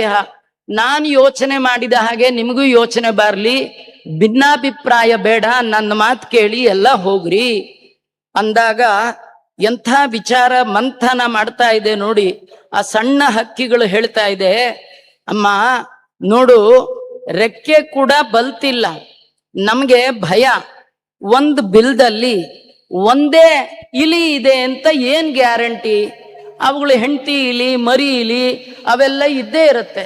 ನಮ್ಗೆ ಅವು ಇಲಿ ಮೈ ಮೇಲೆ ಬಿದ್ದಾಗ ನಮ್ಗೆ ಏನು ಉಳಿಯುವ ಸಾಧ್ಯತೆಯೇ ಇಲ್ಲ. ಆದ್ರೆ ಅಗ್ನಿಯಿಂದಾದ್ರೂ ಉಳಿಬಹುದು. ಯಾಕೆ ಅಂದ್ರೆ ಏನಾದ್ರೂ ದೇವರ ದಯದಿಂದ ಜೋರಾಗಿ ಗಾಳಿ ಬೀಸಿ ಅಗ್ನಿ ನಾಶ ಆದ್ರೂ ಆಗಬಹುದು. ಹೀಗಾಗಿ ನಾವು ಉಳಿಯುವ ಸಾಧ್ಯತೆ ಇದೆ. ಆದ್ರೆ ಖಂಡಿತವಾಗೂ ಬಿಲ್ದಲ್ಲಿ ಹೋದ್ರೆ ನಾವ್ ಯಾರು ಖಂಡಿತ ಉಳಿಯೋದಿಲ್ಲ. ಆಕಾಶದಲ್ಲಿ ಹಾರಿದಾಗ ಅಗ್ನಿಯಿಂದ ಇನ್ನು ಸತ್ವಿ ಅಂತಾನೆ ಇಟ್ಕೋ, ಆಕಾಶಕ್ಕೆ ಹಾರಿದ್ವಿ, ಅಗ್ನಿ ನಮ್ಮನ್ ಸುಟ್ಟ, ಏನು ಪ್ರಾಬ್ಲಮ್ ಇಲ್ಲ. ಯಾಕಿಲ್ಲ ಅಂದ್ರೆ ಎರಡು ನಮಗೆ ನಾಶ. ಬಿಲದಲ್ಲಿ ಹೊಕ್ಕಿದ್ರೆ ಇಲಿ ತಿನ್ನತ್ತೆ, ಮೇಲ್ ಹೋದ್ರೆ ಅಗ್ನಿ ನುಂಗತ್ತೆ. ಇವೆರಡರಲ್ಲಿ ಯಾವುದು ಒಳ್ಳೆಯದು ಅಂತ ಪುಟ್ಟ ಮರಿಗಳು ವಿಚಾರ ಮಾಡಿ ಹೇಳ್ತಾ ಇದೆ. ಅಗ್ನಿಯಲ್ಲಿ ದೇಹ ತ್ಯಾಗ ಮಾಡೋದನ್ನ ಶಾಸ್ತ್ರ ಒಪ್ಪಿದೆ. ಆದ್ರೆ ಇಲಿ ತಿಂದ್ಬಿಟ್ರೆ ನಮ್ದು ದುರ್ಮರಣ ಆಗ್ಬಿಡುತ್ತೆ. ಆದ್ರಿಂದ ದುರ್ಮರಣದಿಂದ ಏನು ಪ್ರಯೋಜನ ಇಲ್ಲ. ಅಗ್ನಿದಾಹೇತು ನಿಯತಂ ಬ್ರಹ್ಮಲೋಕೆ ಧ್ರುವಾಗತಿ. ಅಗ್ನಿ ನಮ್ಮನ್ನೇನಾದ್ರೂ ತಿಂದ ಅಂತಾದ್ರೆ ಅಗ್ನಿಯಲ್ಲಿ ನಾವು ಸ್ವಬುದ್ಧಿಯಿಂದ ಭಗವಂತ ಪ್ರೀತನಾಗುವಂತ ತ್ಯಾಗ ಅಲ್ಲ, ಪರಿತ್ಯಾಗ ಮಾಡಿದ್ದೆ ಆದ್ರೆ ಇದು ಶಿಷ್ಟರ ಮಾರ್ಗ. ನಾವು ಶರಭಂಗ ಋಷಿಗಳನ್ನ ಕೇಳ್ತೀವಿ ರಾಮಾಯಣದಲ್ಲಿ. ಅಗ್ನಿಯಲ್ಲಿ ತಮ್ಮ ಶರೀರವನ್ನ ರಾಮನ ಒಂದು ಸಮ್ಮತಿಯ ಮೇರೆಗೆ ದೇಹ ತ್ಯಾಗ ಮಾಡಿ ಉತ್ತಮ ಲೋಕ ಪಡೆದದ್ದು. ಆದ್ರಿಂದ ನಮಗೆ ಬ್ರಹ್ಮಲೋಕೆ ಧ್ರುವಾಗತಿ. ಆದ್ರಿಂದ ನಾವು ಅದೇ ನಮಗೆ ಒಳ್ಳೇದು ಅಂತ ಹೇಳ್ತಾ ಇದ್ದಾಳೆ. ಆಗ ಮತ್ತೆ ತಾಯಿ ಹೇಳ್ತಾಳೆ, ಈ ತರ ಎಲ್ಲ ನನ್ನ ಮಾತಿಗೆ ನೀವು ವಿರುದ್ಧ ಮಾತಾಡಬೇಡಿ, ಮಾತಾಡಬೇಡಿ, ನಾನು ಹೇಳೋದು ಕೇಳಿ. ನೋಡಿ, ಈ ಬಿಲದಲ್ಲಿ ಒಂದು ಇಲಿ ಇತ್ತು. ಆ ಇಲಿಯನ್ನ ಒಂದು ಗಿಡಗ ತನ್ನ ಕಾಲುಗಳಲ್ಲಿ ಹಿಡ್ಕೊಂಡು ಹಾರು ಹೋಯ್ತು. ಅದು ಹಾರು ಹೋಗಿದ್ದನ್ನ ನಾನು ನೋಡಿದೆ. ಆದ್ರಿಂದ ನಿಮಗೆ ಬೇರೆ ಇಲಿಗಳ ಭಯ ಆಗ್ಲಿ ಏನಿಲ್ಲ, ನೀವು ನಿಜವಾಗಿ ಅಗ್ನಿಯಿಂದ ಉಳಿಯೋದ್ರಲ್ಲಿ ಸಂಶಯವೇ ಇಲ್ಲ ಅಂತ ಹೇಳಿದಾಗ ಅದು ಹೇಳ್ತಾ ಇದೆ. ಪುಟ್ಟ ಪುಟ್ಟ ಹಕ್ಕಿಗಳು ನೋಡಿ ಮುಂದುವರೆದು ಮಾತಾಡ್ತಾ ಇದೆ. ಆ ಹಕ್ಕಿಗಳು ಹೇಳ್ತಾ ಇದೆ, ಅಮ್ಮ ನೀನು ನಮ್ಮೇಲೆ ಏನೋ ಮೋಹದಿಂದ ಏನೋ ಹೇಳ್ತಾ ಇದ್ದೀಯ. ಆದ್ರೆ ಹಸಿದ ಆ ಪಕ್ಷಿ ಇಲಿಯನ್ನ ಬಿಟ್ಟು ಮತ್ತೇನಾರು ಅದ್ರೊಳಗೆ ಸೇರಿದ್ರೆ ನಾವೇನ್ ಮಾಡ್ಬೇಕು? ನಮಗೆ ಸುಳ್ಳು ಉಪಚಾರದ ಮಾತು ಹೇಳಿ ನಮ್ಮನ್ನ ಭಯದಿಂದ ಪಾರು ಮಾಡೋಣ ಅಂತ ಯೋಚಿಸ್ಬೇಡ. ಅದು ಇಲಿ ಇದೆಯೋ ಇಲ್ವೋ ಅನ್ನುವ ಜ್ಞಾನ ನಮಗೆ ಸಂಶಯ. ಈ ಸಂಶಯ ಇರುವಾಗ ನಿರ್ಧಾರವನ್ನ ತೆಗೆದುಕೊಳ್ಳೋದು ಒಳ್ಳೆಯದಲ್ಲ. ಆದ್ರಿಂದ ಒಂದು, ನಾವು ನಿನಗೆ ಏನು ಉಪಕಾರ ಮಾಡಿಲ್ಲ, ನೀನು ನಮ್ಮನ್ನ ಯಾರು ಅಂತ ಕೂಡ ತಿಳಿದಿಲ್ಲ. ಈಗ ತಾನೇ ಮೊಟ್ಟೆಯಿಂದ ನಾವು ಬರ್ತಾ ಇದ್ದೀವಿ. ಆದ್ರೂ ದೇವರು ನಿನಗೆ ಎಂತ ಅಭಿಮಾನವನ್ನ ನಮ್ಮ ಮೇಲೆ ಕೊಟ್ಟಿದ್ದಾನೆ, ನಮ್ಮನ್ನ ರಕ್ಷಣೆ ಮಾಡ್ಬೇಕು ಅನ್ನುವ ಬಯಸ್ತಾ ಇದ್ದೀಯ. ನೀನು ಅತ್ಯಂತ ತರುಣಿ ಇದ್ದೀಯ, ಸುಂದರಿ ಇದ್ದೀಯ, ಗಂಡನನ್ನ ನೋಡಿಕೊಳ್ಳುವ ಸಾಮರ್ಥ್ಯ ಇದೆಯಾ, ಇದು ಎಲ್ಲ ಇದೆ. ಆದ್ರಿಂದ ನೀನು ಗಂಡನ್ ಹುಡುಕೊಂಡು ಹೋಗು. ನಾವು ಅಗ್ನಿಯನ್ನ ಪ್ರವೇಶ ಮಾಡಿದ್ರೆ ಒಳ್ಳೆ ಲೋಕವೇ ಸಿಗತ್ತೆ. ಒಂದು ಪಕ್ಷ ಅಗ್ನಿ ನಮ್ಮನ್ನು ಸುಡ್ಲಿಲ್ಲ ಅಂತ ಆದ್ರೆ ಮತ್ತೆ ನೀವು ಬಂದು ನನ್ನನ್ನ ನೋಡ್ಬೋದು. ಅದರಿಂದ ಎಲ್ಲಿ ಉತ್ತಮವಾಗಿ ಜಾಗ ಇದೆ, ಎಲ್ಲಿ ಅಗ್ನಿ ಇಲ್ಲ ಅಲ್ಲಿಗೆ ಹೋಗು ಅಂತ. ಇಲ್ಲಿ ಇಬ್ಬರಿಗೂ ಒಳಿತಾಗುವಂತಹ ವಿಚಾರ, ನಿಂಗೂ ಒಳ್ಳೇದಾಗತ್ತೆ, ನಮಗೂ ಒಳ್ಳೇದಾಗ. ನೀನು ಗಂಡನನ್ನ ಅನುಸರಿಸಿ ಹೋಗು, ನಾವು ಅಗ್ನಿಯನ್ನ ಅನುಸರಿಸಿ ಹೋಗ್ತೀವಿ. ಅಗ್ನಿಯಲ್ಲಿ ಪ್ರಾಣತ್ಯಾಗ ಆದ್ರೆ ಉತ್ತಮ ಲೋಕ, ನಿನಗೆ ಗಂಡ ಸಿಕ್ಕರೆ ಗಂಡನಿಂದ ಮತ್ತೆ ಉತ್ತಮವಾದ ಸಂತತಿ. ಇಷ್ಟೆಲ್ಲ ಹೇಳುವಾಗ ಮಕ್ಕಳ ಮಾತೆ ಗೆದ್ದಿದೆ. ತಾಯಿ ಹೇಳ್ತಾ ಇದ್ದಾಳೆ, ಜಗಾಮ ತ್ವರಿತಾದೇಶಂ ಪುತ್ರಾನ್ ಉತ್ಸೃಜ್ಯ ಕಾಂಡವೇ. ಆ ಪುಟ್ಟ ಪುಟ್ಟ ಹಕ್ಕಿಗಳನ್ನ ಕಾಂಡವದಲ್ಲಿ ಬಿಟ್ಟು ತಾಯಿ ಆದವಳು ಹೊರಟು ಬಿಟ್ಟಿದ್ದಾಳೆ. ಉಗ್ರವಾದ ಜ್ವಾಲೆಗಳಿಂದ ಕೂಡಿಕೊಂಡು ಅಗ್ನಿ ಈ ಮಂದಪಾಲ ಋಷಿಯ 4 ಮಕ್ಕಳನ್ನ ನುಂಗ್ಲಿಕ್ಕೆ ಅಂತ ಬರ್ತಾ ಇದ್ದಾನೆ.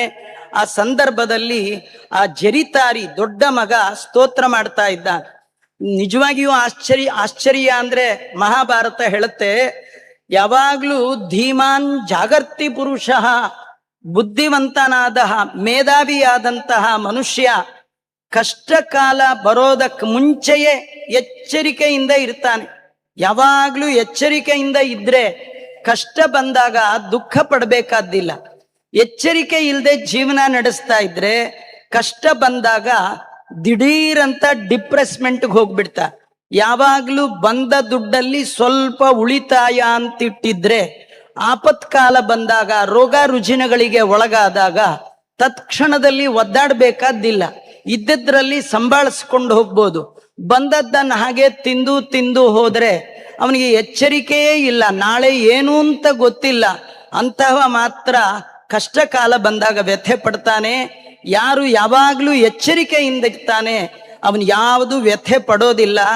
ಅದರಿಂದ ಕಷ್ಟ ಕಾಲ ಬರೋದಕ್ಕಿಂತ ಮುಂಚೆ ಅದನ್ನ ನಿರೀಕ್ಷಣೆ ಮಾಡಿರ್ಬೇಕು. ಇಂಥದ್ದು ಬಂದ್ರೆ ಏನ್ ಮಾಡ್ಬೇಕು, ಇಂಥದ್ದು ಬಂದ್ರೆ ಸಂಸಾರಿಯಾದವ ಯಾವಾಗ್ಲೂ ಎಚ್ಚರಿಕೆಯಿಂದ ಇರ್ಬೇಕು, ಆಗ ಅವನು ವ್ಯಥೆ ಪಡಬೇಕಾದ್ದಿಲ್ಲ. ಹಾಗಾಗಿ ಈ ಜರಿತಾರಿ ಅಂತಹ ವ್ಯಕ್ತಿ, ಅವನ 3 ಜನ ತಮ್ಮಂದಿರು ಕೂಡ ಅವನನ್ನ ಕೊಂಡಾಡ್ತಾ ಇದ್ದಾರೆ. ನೀನ್ ದೊಡ್ಡವ ಇದ್ದೀಯಾ, ಮೇಧಾವಿ ಇದ್ದೀಯಾ, ನಮಗೆಲ್ಲ ಪ್ರಾಣ ಸಂಕಟ ಬಂದಿದೆ, ನೀನು ನಮಗೆ ಜ್ಯೇಷ್ಠಸ್ಥಾತೋ ಭವತಿ ವೈ ಜ್ಯೇಷ್ಠೋ, ನೀನು ನಮಗೆ ತಂದೆಗೆ ಸಮಾನ, ಜ್ಯೇಷ್ಠ ಭ್ರಾತ ಪಿತೃ ಸಮ, ಅಣ್ಣನಿಗೆ ನೀ ಅಣ್ಣ, ನಮಗೆ ತಂದೆ ಸಮಾನ. ತಂದೆಯಾದವ ಮಕ್ಕಳನ್ನ ಸಂಕಟದಿಂದ ಪಾರು ಮಾಡುವಂತೆ ನೀನು ನಮ್ಮನ್ನ ಪಾರು ಮಾಡು ಅಂತ ಹೀಗೆಲ್ಲ ಹೇಳ್ತಾ ದ್ರೋಣ ಅನ್ನುವ ಕಡೆ ಹಕ್ಕಿ ಹೇಳ್ತಾ ಇದೆ, ಅಣ್ಣ ಅಗ್ನಿ ತನ್ನ ಕೆನ್ನಾಲಿಗೆಯನ್ನ ಚಾಚಿ ಬರೋದ್ ನೋಡಿದ್ರೆ ಅವನು ಬರಕ್ ಮುಂಚೆನೆ ನನ್ನ ಪ್ರಾಣ ಹೋಗುತ್ತೋ ಏನೋ ಅನ್ನಿಸ್ತಾ ಇದೆ. ನಾವ್ ಎಲ್ಲಿದೀವೋ ಈ ಕಡೆಗೆ ಧಾವಿಸಿ ಬರ್ತಾ ಇದ್ದಾನೆ, ದಯಮಾಡಿ ನಮ್ಮನ್ನೆಲ್ಲ ನೀನೇ ಕಾಪಾಡು ಅಂದಾಗ ಅಗ್ನಿ ಹತ್ತಿರಕ್ಕೆ ಬಂದಿದ್ದಾನೆ. ಸ್ವಲ್ಪವೂ ವಿಚಲಿತನಾಗದ ಜರಿತಾರಿ ಹಕ್ಕಿ ಆಚಾರ್ಯರು ಮೊದಲೇ ಹೇಳಿದ ಹಾಗೆ ಆ ವೇದ ಮಂತ್ರಗಳಿಂದ ಅಗ್ನಿಯನ್ನ ಸ್ತೋತ್ರ ಮಾಡಿದೆ.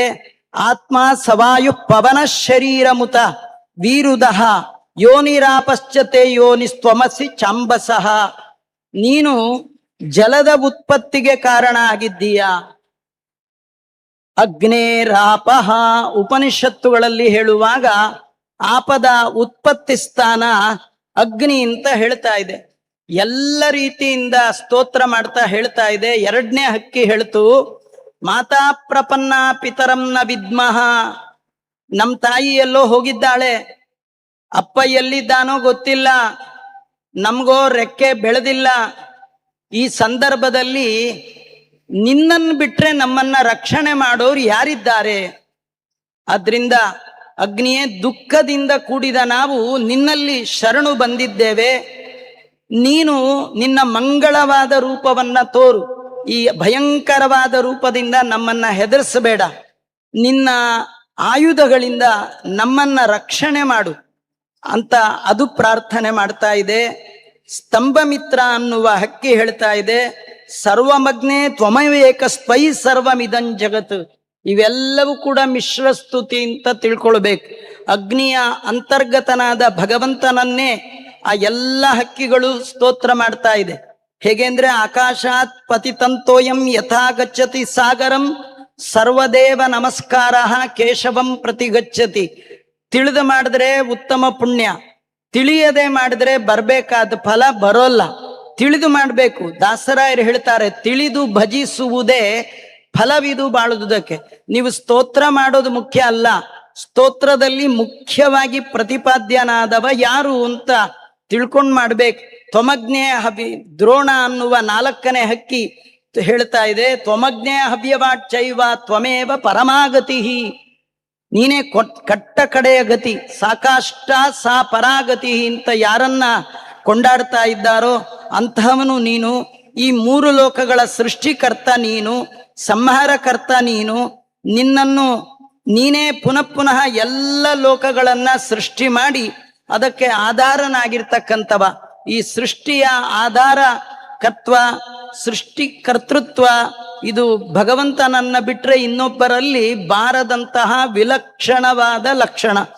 ಜನ್ಮಾದ್ಯಸ್ಯ ಯತಃ ಅನ್ನುವ ಸೂತ್ರಾದಿಗಳಿಂದ ವೇದವ್ಯಾಸ ದೇವರು ಏನ್ ಹೇಳಿದ್ದಾರೋ ಆ ವೇದ ಮತ್ತು ವೇದಾಂತದ ತಿಳಿಯಾದ ತಿರುಳೇ ವೇದವ್ಯಾಸ ದೇವರಿಂದ ರಚಿತವಾದಂತ ಇತಿಹಾಸ ಮಹಾಭಾರತ ಗ್ರಂಥ. ಆದ್ರಿಂದ ಇದನ್ನ ಪಂಚಮ ವೇದ ಅಂತ ಕರಿತಾ ಇದ್ದಾರೆ. ತ್ವಮನ್ನಂ ಪ್ರಾಣಿನಾಂ ಮುಂಕ್ಷೆ ಅಂತರ್ಭೂತೋ ಜಗತ್ಪತೆ, ಎಲ್ಲ ಪ್ರಾಣಿ ಪ್ರಪಂಚದ ಒಳಗಿದ್ದು ನೀನೇ ಜಠರಾಗ್ನಿ ರೂಪದಿಂದ ಅನ್ನವನ್ನ ಭುಂಜಿಸ್ತಾ ಇರ್ತಕ್ಕಂಥವನು. ಇದು ಸ್ವಯಂ ಭಗವಂತ ಭಗವದ್ಗೀತೆಯಲ್ಲಿ ಹೇಳುವಾಗ ಅಹಂ ವೈಶ್ವಾನರೋ ಭೂತ್ವ ಪ್ರಾಣಿನಾಂ ದೇಹಮಾಶ್ರಿತಃ ನಾನೇ ಎಲ್ಲಾ ಪ್ರಾಣಿಗಳಲ್ಲಿ ವೈಶ್ವಾನರ ನಾಮಕ ಅಗ್ನಿಯಾಗಿ ಜಾಟರ ಅಗ್ನಿಯಾಗಿ ಇದ್ದು ಎಲ್ಲ ಬಗೆಯ 4 ವಿಧದ ಅನ್ನವನ್ನು ಸ್ವೀಕರಿಸುವವ ನಾನೇ ಅಂತ ತಿಳಿಸಿದ್ದಾನೆ. ಅಂತರ್ಯಾಮಿಯಾಗಿ ಇವರೆಲ್ಲ ಸ್ತೋತ್ರ ಮಾಡ್ತಾ ಇದ್ದಾರೆ. ಆ ಸ್ತೋತ್ರ ಮಾಡ್ತಾ ಪಿಂಗಲಾಕ್ಷ, ಹಯಗ್ರೀವ, ಕೃಷ್ಣವರ್ತ್ಮಾನ್, ಹುತಾಶನ ಎಲ್ಲ ಶಬ್ದಗಳು ಕೂಡ ಭಗವಂತನಲ್ಲಿಯೇ ಪರ್ಯವಸಾನ ಹೊಂದುವಂಥದ್ದು. ಆ ದ್ರೋಣ ಮತ್ತೆ ಹೇಳ್ತಾ ಇದ್ದಾನೆ, ನಮ್ಮನ್ನ ಉದ್ಧಾರ ಮಾಡು, ನಿನ್ನನ್ನು ಬಿಟ್ರೆ ನಮಗ್ ಗತಿ ಇಲ್ಲ ಅಂದಾಗ ಆ ಎಲ್ಲ 4 ಪುಟ್ಟ ಪುಟ್ಟ ಹಕ್ಕಿಗಳ ಮಾತನ್ನು ಕೇಳಿ ಸಂತುಷ್ಟನಾದಂತಹ ಅಗ್ನಿ ಹೇಳ್ತಾ ಇದ್ದಾನೆ, ನೀವೇನು ಯೋಚನೆ ಮಾಡಬೇಡಿ, ನಿಮ್ಮ ಎಲ್ಲ ಈಪ್ಸಿತಂತೆ ಕರಿಷ್ಯಾಮಿ ನಚತೆ ವಿದ್ಯತೆ ಭಯಂ. ನಿಮಗೆ ನನ್ನ ಭಯ ಬೇಡ. ನಿಮ್ಮ ಮನಸ್ಸಿನಲ್ಲಿ ಯಾವ ಬಗೆಯ ಒಂದು ಪ್ರಾರ್ಥನೆ ಇದೆ ನನಗೆ ಅರ್ಥ ಆಗಿದೆ, ನಿಮ್ಮ ಇಷ್ಟವನ್ನ ನೆರವೇರಿಸ್ತೇನೆ. ನಿಮ್ಮ ತಂದೆಯಾದ ಮಂದಪಾಲ ನೀವು ಈ ಸ್ತೋತ್ರ ಮಾಡುವ ಮೊದಲೇ ನಿಮ್ಮನ್ನ ರಕ್ಷಣೆ ಮಾಡುವಂತ ನಿಮ್ಮನ್ನ ನನಗೇ ಒಪ್ಪಿಸಿಬಿಟ್ಟಿದ್ದಾನೆ. ಆದ್ರಿಂದ ನಿಮ್ಮನ್ನ ನಾನು ಸುಡೋದಿಲ್ಲ, ನೀವೇನು ಯೋಚನೆ ಮಾಡಬೇಡಿ ಅಂತ ಹೇಳಿ ಬಹಳ ಸಂತೋಷದಿಂದ ಹೇಳ್ತಾ ಇದ್ದಾನೆ. ಏನು ಮಾಡ್ಲಿ, ನಾನಂತೂ ದಗ ದಗ ದಗ ಉರಿದು ಬರ್ತಾ ಇದ್ದೀನಿ, ನಿಮಗೇನಾದ್ರೂ ಇಷ್ಟವಾಗಿದ್ದಿದ್ರೆ ಹೇಳ್ರಿ ಎಂದಾಗ ಆ ದ್ರೋಣ ಅನ್ನುವ ಕಡೆ ಜರಿತಾರಿ ಹಕ್ಕಿ ಭಯದಿಂದ ಹೇಳ್ತಾ ಇದೆ, ಇಮೇ ಮಾರ್ಜಾರಕಾಹ ಶುಕ್ಲಾ ನಿತ್ಯಂ ಉದ್ವೇ ಜೈತ್ಯನಃ ಏತಾನ್ ಕುರುಶ್ವದಂ ಸ್ಟ್ರಾಸೋ ಹವ್ಯವಾಟ್. ಅಗ್ನಿ, ನೀವೊಂದು ಕೆಲಸ ಮಾಡು, ಈ ಮಾರ್ಜಾಲ, ಈ ಬೆಕ್ಕು ನಮ್ಮನ್ನ ಯಾವಾಗ ಹಿಡಿದು ತಿನ್ಬೇಕು ಅಂತ. ಮಾರ್ಜಾಲ ಅಂದ್ರೆ ಯಾವುದೋ ಬೆಕ್ಕು ಎಲ್ಲೋ ಇತ್ತು ಅಂತ ಅನ್ಕೊಳ್ಬೇಡಿ. ನಮ್ಗೆ ಈ ಜರ ಅಂತಿದೆಯಲ್ಲ, ಅದು ಪ್ರತಿ ಜನ್ಮದಲ್ಲಿಯೂ ಈ ಜರ ನಮಗೆ 3 ದುಃಖ. ಒಂದು ಜನನ, ಇನ್ನೊಂದು ಜರ, ಇನ್ನೊಂದು ಮರಣ. ಈ ಜನನದ ದುಃಖ 1 ಸೆಕೆಂಡು, ಮರಣದ ದುಃಖ 1 ಸೆಕೆಂಡು.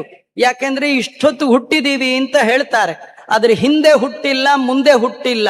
ಹುಟ್ಟು 1 ಕ್ಷಣ, ಮರಣ 1 ಕ್ಷಣ. ಆದರೆ ಹುಟ್ಟು ಮತ್ತು ಮರಣದ ನಡುವೆ ಬರುವಂತಹ ಜರ ಇದೆಯಲ್ಲ, ಈ ಮಾರ್ಜಾರ, ಇದು ನಮ್ಮನ್ನ ತುಂಬಾ ಹಿಂಸೆ ಮಾಡತ್ತೆ. ಎಷ್ಟು ಹಿಂಸೆ ಮಾಡತ್ತೆ ಅಂದ್ರೆ ಯಾರಿಗೂ ಬೇಡದ್ದು ಈ ಮಾರ್ಜಾರ, ಯಾರಿಗೂ ಬೇಡದು ಮುಪ್ಪು. ದಾಸರಾಯರು ಬಹುವಾಗಿ ವರ್ಣನೆ ಮಾಡ್ತಾರೆ, ಮುಪ್ಪು ಬಂದಿತಲ್ಲ ತಪ್ಪದೆ ಪಾಯಸ ಉಣಲಿಲ್ಲ, ತುಪ್ಪದ ಬಿಂದಿಗೆ ತಿಪ್ಪೆಯ ಮೇಲೆ ದೊಪ್ಪನೆ ಬಿತ್ತಲ್ಲ, ಮಾಡು ಸಿಕ್ಕದಲ್ಲ ಮಾಡಿನ ಗೂಡು ಸಿಕ್ಕದಲ್ಲ. ಈ ಮಾರ್ಜಾರವನ್ನ ನೀನು ಕೋರೆ ಹಲ್ಲುಗಳಿಂದ ಹಿಂಸೆ ಮಾಡಿ ಕೊಂದು ಹಾಕು. ಅಂದ್ರೆ ಜರ ಬೇಡ ಅಂದ್ರೆ ಹುಟ್ಟು ಬೇಡ, ಮರಣವೂ ಬೇಡ. 3ರಲ್ಲಿ ಒಂದಿಲ್ಲ ಅಂದ್ರೆ 2 ಇಲ್ಲ ಅಂತಾನೆ. ಮಧ್ಯದ್ದು ಇಲ್ಲ ಅಂದ್ರೆ ಹಿಂದಿಂದಿಲ್ಲ, ಮುಂದಿಂದಿಲ್ಲ. ಈ 3 ಜನನ ಮರಣ ಜರ, ಇದು 3ರಿಂದ ನಮ್ಮನ್ನ ಪಾರು ಮಾಡುವಂತ ಅಗ್ನಿಯ ಅಂತರ್ಯಾಮಿಯಾದ ಪರಶುರಾಮನಲ್ಲಿ ಆ ದ್ರೋಣ ಅನ್ನುವ ಹಕ್ಕಿ ಕೇಳ್ತಾ ಇದೆ. ಇಷ್ಟೆಲ್ಲ ಆದ್ಮೇಲೆ ಆ ಮಂದಪಾಲ ಅಗ್ನಿದೇವನಲ್ಲಿ ತಾನು ಮೊದಲೇ ಪ್ರಾರ್ಥನೆ ಮಾಡಿದ್ದ. ಆದ್ರೂ ಕೂಡ ಅಗ್ನಿಯ ಪ್ರಖರತೆಯನ್ನ ನೋಡಿ ಅವನಿಗೆ ಯಾವಾಗಲೂ ಮಕ್ಕಳದೇ ಚಿಂತೆ. ಅಂದ್ರೆ ಈ ತಂದೆ ತಾಯಿಗಳು ಏನೇ ಮಾಡಿದ್ರು ಮಕ್ಕಳ ಚಿಂತೆ ಹೋಗೋದೇ ಇಲ್ಲ. ಯಾವಾಗಲೂ ಅನುಗಾಲವು ಚಿಂತೆ ಈ ದೇಹಕ್ಕೆ, ಮನವು ಶ್ರೀ ರಂಗನಾಥನಲ್ಲಿ ನೆಲೆಯಾಗಿ ನಿಲ್ಲುವ ತನಕ. ನಮ್ಮ ಜೀವನದಲ್ಲಿ 2 ಇದೆ ಚಾಯ್ಸ್, 2 ದಾರಿ ಇದೆ. ಒಂದು ಚಿಂತೆ, ಇನ್ನೊಂದು ಚಿಂತನೆ. ಚಿಂತೆ ಸಂಸಾರ ಜನರ ನಡುವೆ ಮಾಡುವಂಥದ್ದು, ಚಿಂತನೆ ಭಗವಂತನ ಬಗ್ಗೆ ಮಾಡುವಂಥದ್ದು. ಚಿಂತೆ ನಮ್ಮನ್ನ ಚಿತೆ ಕಡೆಗೆ ಕರ್ಕೊಂಡು ಹೋದ್ರೆ, ಚಿಂತನೆ ಚಿನ್ಮಯನ ಕಡೆಗೆ ಕರ್ಕೊಂಡು ಹೋಗುತ್ತೆ. ಚಿಂತೆ ಮಾಡಬಾರ್ದು, ಚಿಂತನೆ ಮಾಡಬೇಕು. ಸಂತತಂ ಚಿಂತೆಯೇನಂತಂ ಅಂತ್ಯಕಾಲೇ ವಿಶೇಷತಃ ಅಂತ ಆಚಾರ್ಯರು ಹೇಳಿದ್ದನ್ನೇ ದಾಸರು ಹರಿಭಜನೆ ಮಾಡೋ ನಿರಂತರ. ಆದ್ರೆ ನಮಗೆ ನಿರಂತರದಲ್ಲಿ ಹರಿಭಜನೆ ಇಲ್ಲ. ನಮ್ಮದು ಮನೆ, ಮಡದಿ, ಮಕ್ಕಳು, ಮಾರುತಿ, ಮನಿ, ಇದ್ರೊಳಗೆ ಮಾ ಒಳಗೆ ಇದೆ. ಆದರೆ ಮಾಧವನಲ್ಲಿ ಮಾತ್ರ ಮನಸ್ಸಿಲ್ಲ. ಅದಕ್ಕೆ ಪ್ರಹ್ಲಾದರಾಜರು ಹೇಳಿದ್ರು, ವನಂಗತೋ ಯದ್ ಹರಿಮಾಶ್ರಯೇತ. ಎಲ್ಲಿ ವನ ಅಂದ್ರೆ ಇಲ್ಲಿ ನಾವ್ ಎಲ್ಲಿ ಕೂತಿದೀವೋ ಇದೇ ವನ, ನೋಡ್ಲಿಕ್ಕೂ ವನ. ಇನ್ನೊಂದು ವನ ಸಜ್ಜನರ ಸಮೂಹ, ಇದೇ ದೊಡ್ಡ ವನ. ಇಂತಹ ವನಕ್ಕೆ ಬಂದಾಗ ಅದ್ಭುತವಾದ ಸಾಧನೆ, ಭಗವಂತನ ಕಥಾದಿಗಳನ್ನ ಕೇಳಬಹುದು ಅಂತ ತಿಳಿಸ್ಕೊಡ್ತಾ ಇದ್ದಾರೆ. ಮಂದಪಾಲನಿಗೆ ತಾನು ಋಷಿಯಾಗಿದ್ರು, ಅಗ್ನಿಗೆ ಮಕ್ಕಳನ್ನ ಒಪ್ಸಿದ್ರು, ಪ್ರಾರ್ಥನೆ ಮಾಡಿದ್ರು ಕೂಡ ಅವನಿಗೆ ಚಿಂತೆ. ಅವನು ಯೋಚನೆ ಮಾಡ್ತಾ ಇದ್ದಾನೆ, ಗಾಳಿ ಇಷ್ಟು ಜೋರಾಗಿ ಬರ್ತಾ ಇದೆ, ಖಂಡಿತ ಗಾಳಿಯಿಂದ ಪ್ರಜ್ವಲಿಸಿದ ಅಗ್ನಿ, ಈ ಅಗ್ನಿಯಿಂದ ನನ್ನ ಮಕ್ಕಳು ಹೇಗೆ ಬಿಡಿಸ್ಕೊಳ್ತಾರೆ, ಹೇಗೆ ಸಮರ್ಥರಾಗ್ತಾರೆ, ಆ ತಾಯಿ ನನ್ನ ಹೆಂಡತಿ ಹೇಗೆ ರಕ್ಷಣೆ ಮಾಡ್ತಾಳೆ, ಮಕ್ಕಳಿಗೂ ಆಹಾರಕ್ಕೂ ಆಗಲ್ಲ, ನಡಿಯಕ್ಕೂ ಬರಲ್ಲ, ಏನ್ ಮಾಡ್ಬೇಕು? ಜರಿತಾರಿಂ ಕಥಂ ಪುತ್ರ ಸಾರಿಸೃಕ ಕಥಂ ಭವೆ ಸ್ತಂಭ ಮಿತ್ರಂ ಕಥಂ ದ್ರೋಣಂ. ಆ 4 ಜನ ಮಕ್ಕಳನ್ನ ಅವಳು ಹೇಗೆ ರಕ್ಷಣೆ ಮಾಡ್ತಾಳೆ?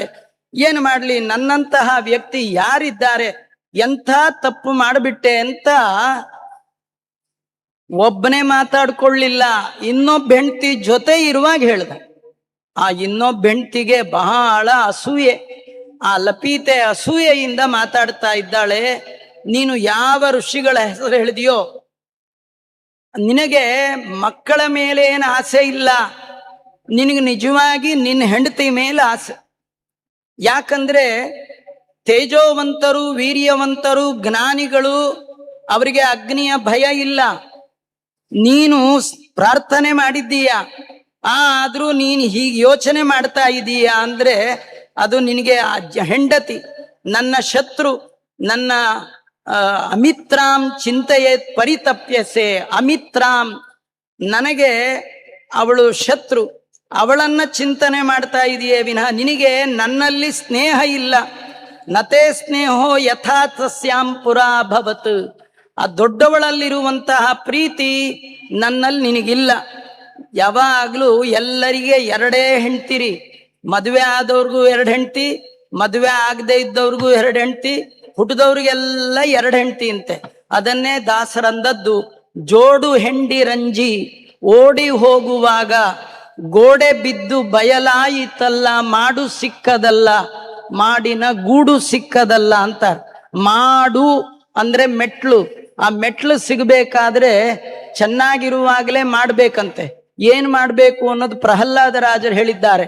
ಶ್ರವಣಂ ಕೀರ್ತನಂ ವಿಷ್ಣು ಸ್ಮರಣಂ ಪಾದ ಸೇವನಂ ಅರ್ಚನಂ ವಂದನಂ ದಾಸ್ಯಂ ಸಖ್ಯಂ ಆತ್ಮನಿವೇದಿತಂ. ವೈಷ್ಣವರಾದ ಎಲ್ಲರೂ ಕೂಡ ಕಡ್ಡಾಯವಾಗಿ ಕಲಿಯಬೇಕಾದದ್ದು ಈ ವಿಷ್ಣು ಭಕ್ತಿಯನ್ನ. ಅದು ಈ ತರ ದಳಾತ್ಮಕವಾಗಿರ್ತಕ್ಕಂತಹ ಭಕ್ತಿ. ಇದನ್ನು ಮಾಡಿದರೆ ನಿಮಗೊಂದು ಮಾಡು ಸಿಕ್ಕರೆ ಒಂದು ಗೂಡು.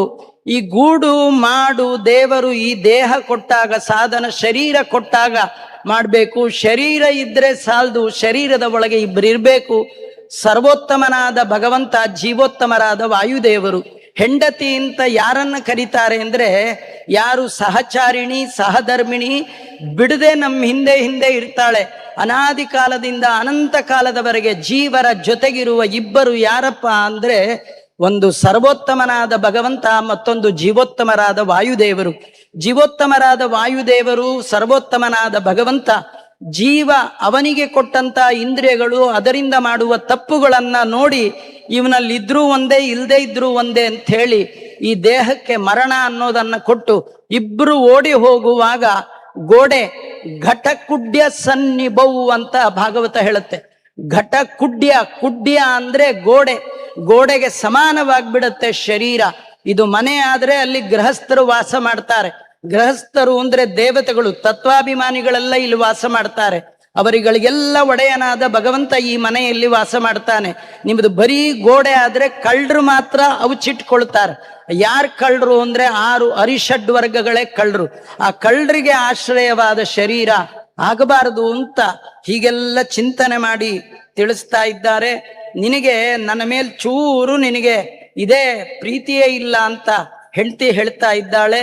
ನೀನು ಅವಳ ಹತ್ರನೇ ಹೋಗು ಅಂತ ಹೀಗೆಲ್ಲ ಅಂದಾಗ, ಆದ್ರೆ ಮಂದಪಾಲ ಹೇಳ್ತಾ ಇದ್ದಾನೆ, ನಾನು ಹಾಗೇನು ಅವಳ ಹತ್ರ ಹೋಗ್ಬೇಕು ಅಂತ ಹೋಗ್ತಿಲ್ಲ, ನೀನು ತಪ್ಪು ತಿಳ್ಕೊಳ್ಬೇಡ. ನಾನು ನಿಜವಾಗಿ ಮಕ್ಕಳ ಸಲುವಾಗಿ ಹೋಗ್ತಾ ಇದ್ದೇನೆ. ಯಾಕಂದ್ರೆ ಆತ್ಮಾವೈ ಪುತ್ರ ನಾಮಾಸಿ, ಆ ಮಕ್ಕಳಿಗೆ ಏನ್ ದುಃಖ ಆಗತ್ತೆ ಅಂತ ಅದನ್ನ ನನಗೆ ಊಹಿಸ್ಲಿಕ್ಕೂ ಸಾಧ್ಯ ಇಲ್ಲ.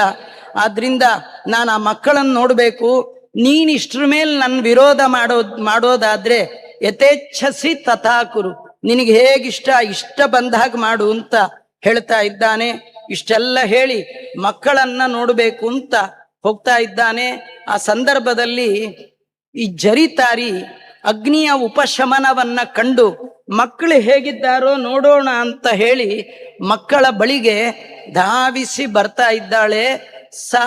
ಸಾ ತಾನ್ ಕುಶಲಿನಃ ಸರ್ವಾನ್ ವಿಮುಕ್ತಾನ್ ಜಾತವೇದಸಃ ರೋರೂಯಮಾಣ ಕೃಪಣಾನ್ ಸುತಾನ್ ದೃಷ್ಟವತಿ ವನೆ. ಆ ಕಾಡಿನಲ್ಲಿ ನೋಡ್ತಾ ಇದ್ದಾಳೆ, ಹೇಗೆ ಇದ್ದಾರೆ ಅವರೆಲ್ಲ ಚೆನ್ನಾಗಿದ್ದಾರೆ. ಯಾವುದೇ ಅಗ್ನಿ ಅವರಿಗೆ ಚೂರು ಬಾಧೆಯನ್ನ ಉಂಟು ಮಾಡಿಲ್ಲ, ಅಗ್ನಿಯಿಂದ ಮುಕ್ತರಾಗಿದ್ದಾರೆ. ಕ್ಷೇಮದಿಂದಿರುವ ಮಕ್ಕಳನ್ನ ನೋಡಿ ಆನಂದಾಶ್ರು ಸುರಿಸ್ತಾ ಇದ್ದಾಳೆ, ಅಳ್ತಾ ಇದ್ದಾಳೆ. ಇದು ನಾನು ಆಗೋದೇ ಇಲ್ಲ, ಈ ಮಕ್ಕಳನ್ನು ಮತ್ತೆ ನೋಡೋದೇ ಇಲ್ಲ ಅಂತ ಅನ್ಕೊಂಡಿದ್ದೆ. ಎಂತ ಆಶ್ಚರ್ಯ ಅಂತ ಒಬ್ಬೊಬ್ಬ ಮಗನ ಹತ್ರ ಹೋಗುವಾಗ ಕೂಕ್ಕೊಂಡು ಹೋಗ್ತಾ ಇದ್ದಾಳೆ. ಜರಿತಾರಿ, ದ್ರೋಣ, ಸ್ತಂಭಮಿತ್ರ ಅಂತ ಮಗನ ಹೆಸರು ಹೇಳ್ತಾ ಕೂಗಿ ಹೋಗ್ತಾ ಇದ್ದಾಳೆ. ಜರಿತಾತು ಪರಿಶ್ವಜ್ಯ ಪುತ್ರ ಸ್ನೇಹ ಚುಚುಂಬ. ನಾವ್ ಅನ್ಕೊಳ್ತೀವಿ ಪ್ರಾಣಿ ಅಂತ, ಇವತ್ತು ಕರುಣೆ ಇಲ್ಲದ ಪ್ರಾಣಿ ಅಂದ್ರೆ ಅದು ಮನುಷ್ಯ ಪ್ರಾಣಿಯೇ. ಹೆತ್ತ ತಾಯಿಯನ್ನ ಬಿಟ್ಟು ದೂರ ದೇಶದಲ್ಲಿ ಹೋಗಿ ದುಡ್ಡಿನ ಜೊತೆಗೆ ಅಮ್ಮನನ್ನ ತೂಗುವ ಮಕ್ಕಳು ಇವರು ನಿಜವಾದ ನಿರ್ದಯಿ ಪ್ರಾಣಿಗಳು. ನೀವೊಂದು ಕೋತಿ, ಒಂದು ಹಕ್ಕಿ, ಒಂದು ನಾಯಿ, ಒಂದು ನರಿ ಎಷ್ಟು ತಮ್ಮ ಮಕ್ಕಳನ್ನ ಪ್ರೀತಿ ಮಾಡತ್ತೆ ಅನ್ನೋದನ್ನ ನೋಡಿ ನಾವು ಕಲಿಬೇಕು. ಪ್ರೀತಿ ಮಾಡೋದು ನಾವೇ ಅಂತ ನಾವು ಅನ್ಕೊಂಡಿವಿ. ನಮ್ದೇನ್ ಪ್ರೀತಿ ಅಲ್ಲೇ ಅಲ್ಲ, ನಮ್ದು ಪ್ರಾಮಾಣಿಕವಾದ ಪ್ರೀತಿ ಅಲ್ಲ. ಉಂಟಾದ ಕಾಲಕ್ಕೆ ನೆಂಟಾರು ಇಷ್ಟಾರು ಬಂಟರಾಗಿ ಬಂದು ಬಾಗಿಲ ಕಾಯುವರೋ. ನಮ್ಮಲ್ಲಿ ಎಲ್ಲಿವರೆಗೂ ದುಡ್ಡು ದುಗ್ಗಾಣಿ ಆಸ್ತಿ ಮನೆ ಮಠ ಇರುತ್ತೆ ಅಲ್ಲಿವರೆಗೂ ಮಕ್ಕಳು ಗಂಡ ಹೆಂಡತಿ ಎಲ್ಲ ಹತ್ರ ಇರ್ತಾರೆ. ಚೂರೇ ಹೋಯ್ತು ಅಂದ್ರೆ ನಮ್ಮನ್ನು ಕೇಳೋರು ಯಾರಿಲ್ಲ. ಆದ್ರೆ ನೀವಿವತ್ ನನಗೆ ಸಿಕ್ಕಿದ್ದೀರಿ ಅಂತ ಹೇಳಿ ಆ ಮಕ್ಕಳನ್ನ ಆಲಿಂಗನ ಮಾಡ್ತಾ ಇದ್ದಾಳೆ. ಒಬ್ಬೊಬ್ಬರನ್ನು ಕೂಡ ತುಂಬಾ ಮುದ್ದಿನಿಂದ ಚುಚುಂಬ ಪುತ್ರ ಸ್ನೇಹ, ಮಕ್ಕಳ ಮೇಲಿನ ಪ್ರೀತಿಯಿಂದ ಆ ಹಕ್ಕಿ ಮಕ್ಕಳಿಗೆಲ್ಲ ಮುದ್ದು ಮಾಡ್ತಾ ಇದೆ, ಮುತ್ತು ಕೊಡ್ತಾ ಇದೆ. ಆಗ ಆ ಎಲ್ಲ ಹಕ್ಕಿಗಳು ಕೂಡ ರೆಕ್ಕೆಯನ್ನ ತೋರಿಸ್ತಾ ಇದೆ. ಅಗ್ನಿಯ ಅನುಗ್ರಹದಿಂದ ನಾವೆಲ್ಲ ರೆಕ್ಕೆಗಳನ್ನ ಹೊಂದಿದ್ದೇವೆ. ಅಮ್ಮ ನಿನಗೆ ನಮಸ್ಕಾರ ಮಾಡ್ತೇವೆ. ನೋಡಿ, ಇದೀಗ ಆಶ್ಚರ್ಯದ ಕಥೆ ಏನಂದ್ರೆ, ಉರಿಯುವ ಬೆಂಕಿಯ ಮಧ್ಯೆ ಮಕ್ಕಳನ್ನು ಬಿಟ್ಟು ಹೋದ ತಾಯಿ ಮರಳಿ ಬಂದಾಗ ನಮಸ್ಕಾರ ಮಾಡಿದ ಹಕ್ಕಿಗಳು. ಇದೇ ಪ್ರಸಂಗ ನಮ್ಗೇನಾದ್ರೂ ಆಗಿದ್ರೆ ಎಂಥ ಟೈಮಲ್ಲಿ ನಮಗ್ ಕೈ ಕಟ್ಟು ಹೋಗಿದ್ಯಾ, ನೀನ್ ಯಾವ ಸೀಮೆ ತಾಯಿ ಅಂತ ಕೇಳ್ತಿದ್ವಿ. ಆದ್ರೆ ಇಂಥ ಪ್ರಸಂಗದಲ್ಲಿ ಬಿಟ್ಟು ಹೋದ ತಾಯಿಯನ್ನ ಕೈ ಕಟ್ಟಿ ಕಾಲಿಗೆ ಬಿದ್ದು ನಮಸ್ಕಾರ ಮಾಡ್ತಾ ಇದೆ ಅಂದ್ರೆ, ಬೆಳಗ್ಗೆ ಸ್ವಾಮಿಗಳು ಉಪನ್ಯಾಸದಲ್ಲಿ ಒಂದು ಅದ್ಭುತವಾದ ಮಾತನ್ನ ಹೇಳಿದ್ರು. ಅದು ಪ್ರಹ್ಲಾದ ರಾಜರ ದಿವ್ಯವಾದ ಸಂದೇಶ.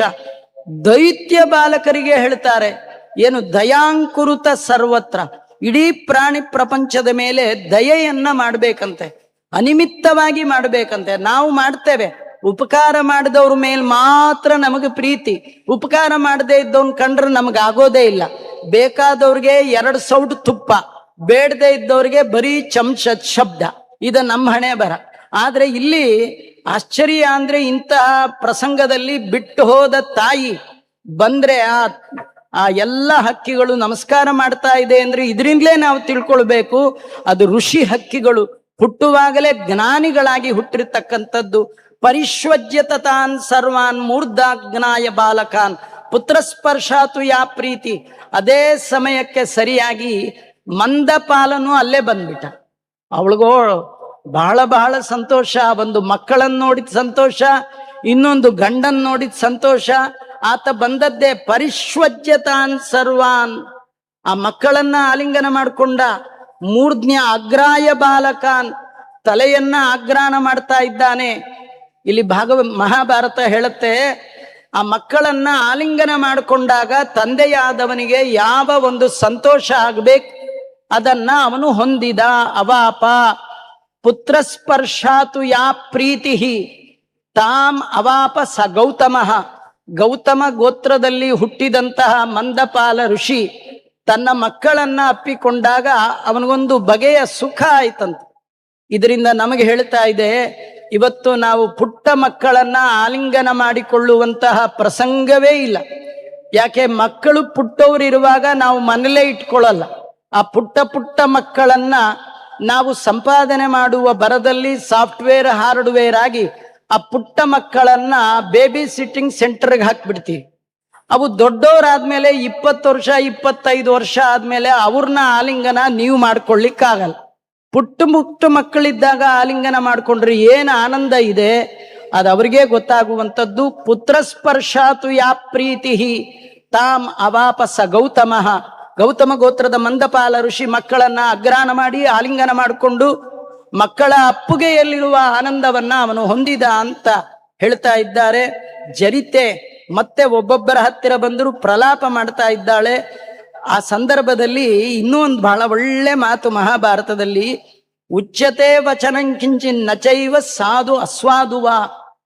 ಮಕ್ಕಳು ಒಂದು ಏನು ಮಾತಾಡ್ಲಿಲ್ಲಂತೆ, ಶುಭವಾದ ಮಾತನ್ನು ಆಡ್ಲಿಲ್ಲಂತೆ, ಅಶುಭವಾದ ಮಾತನ್ನು ಆಡ್ಲಿಲ್ಲಂತೆ. ಏನಂದ್ರೆ ಕೆಲವು ಸತಿ ಇಂಥ ಪ್ರಸಂಗದಲ್ಲಿ ಮಕ್ಕಳೇ ಅಪ್ಪನಿಗೆ ಬುದ್ಧಿವಾದ ಹೇಳಲಿಕ್ಕೆ ಶುರು ಮಾಡ್ಬಿಡ್ತಾರೆ. ನೀನ್ ಯಾಕೆ ಅಮ್ಮನ ಬಿಟ್ಟು ಹೋದೆ ಅಂತ, ಅಮ್ಮನಿಗೆ ನೀನ್ ಯಾಕೆ ನಮ್ಮನ್ನು ಬಿಟ್ಟು ಹೋದೆ, ಹೀಗೆಲ್ಲ ಕೇಳುವ ಪ್ರಸಂಗ. ಆದ್ರೆ ಮಕ್ಕಳಾದವರು ತಂದೆ ತಾಯಿಗಳಲ್ಲಿ ಹೇಗಿರ್ಬೇಕು ಅಂತ ತೋರಿಸಿಕೊಟ್ಟ ಕಥೆ ಮಹಾಭಾರತದ ಈ ಆಖ್ಯಾನ. ಆಗ ಮತ್ತೆ ಆ ಮಂದಪಾಲ ಕೇಳ್ತಾ ಇದ್ದಾನೆ, ಇದರಲ್ಲಿ ನನ್ನ ದೊಡ್ಡ ಮಗ ಯಾರು ಅಂತ. ಅವನ್ ನೋಡಿದ್ ಬರೀ 4 ಮೊಟ್ಟೆ. ಈಗೆಲ್ಲ ಮಕ್ಕಳು ಈಚೆಗೆ ಬಂದಿದ್ದಾರೆ. ನನ್ನ ದೊಡ್ಡ ಮಗ ಯಾರು, ಅವನ ತಮ್ಮ ಯಾರು, ಅವನಾದ್ಮೇಲೆ ಯಾರು, ಕಿರಿ ಅವನು ಯಾರು ಅಂತ ಕೇಳಿದಾಗ ಆ ಹೆಂಡತಿ ಹೇಳ್ತಾ, ಅವಳು ಸ್ವಲ್ಪ ಸಿಟ್ಟು ಬಂತಂತ. ಬಿಟ್ಟು ಹೋಗುವಾಗಿಲ್ಲದಂತಹ ಇಂಟ್ರೆಸ್ಟ್. ಈ ಮಕ್ಕಳೆಲ್ಲ ದೊಡ್ಡವರಾದ್ಮೇಲೆ ಯಾಕೆ ನಿಮಗೆ ಕಿಂತೆ ಜ್ಯೇಷ್ಠ ಸುತೆ ಕಾರ್ಯಂ, ದೊಡ್ಡ ಮಗನ್ ಕಟ್ಕೊಂಡು ಏನ್ ಮಾಡ್ತೀರಿ, ಚಿಕ್ಕವನ್ ಕಟ್ಕೊಂಡು ಏನ್ ಮಾಡ್ತೀರಿ, ಮಧ್ಯಮ ಪುತ್ರನಿಂದ ಏನಾಗಬೇಕಾಗಿದೆ, ಕಡೆ ಪುತ್ರನಿಂದ ಏನಾಗಬೇಕಾಗಿದೆ, ನೀವು ಯಾರ ಹತ್ರ ಹೋಗಿದ್ರೋ ಅವಳ ಹತ್ರನೇ ಹೋಗ್ರಿ, ಅಂದ್ರೆ ನಿನ್ನ ಚಿಕ್ಕ ಹೆಂಡತಿ ಹತ್ರನೇ ಹೋಗ್ರಿ.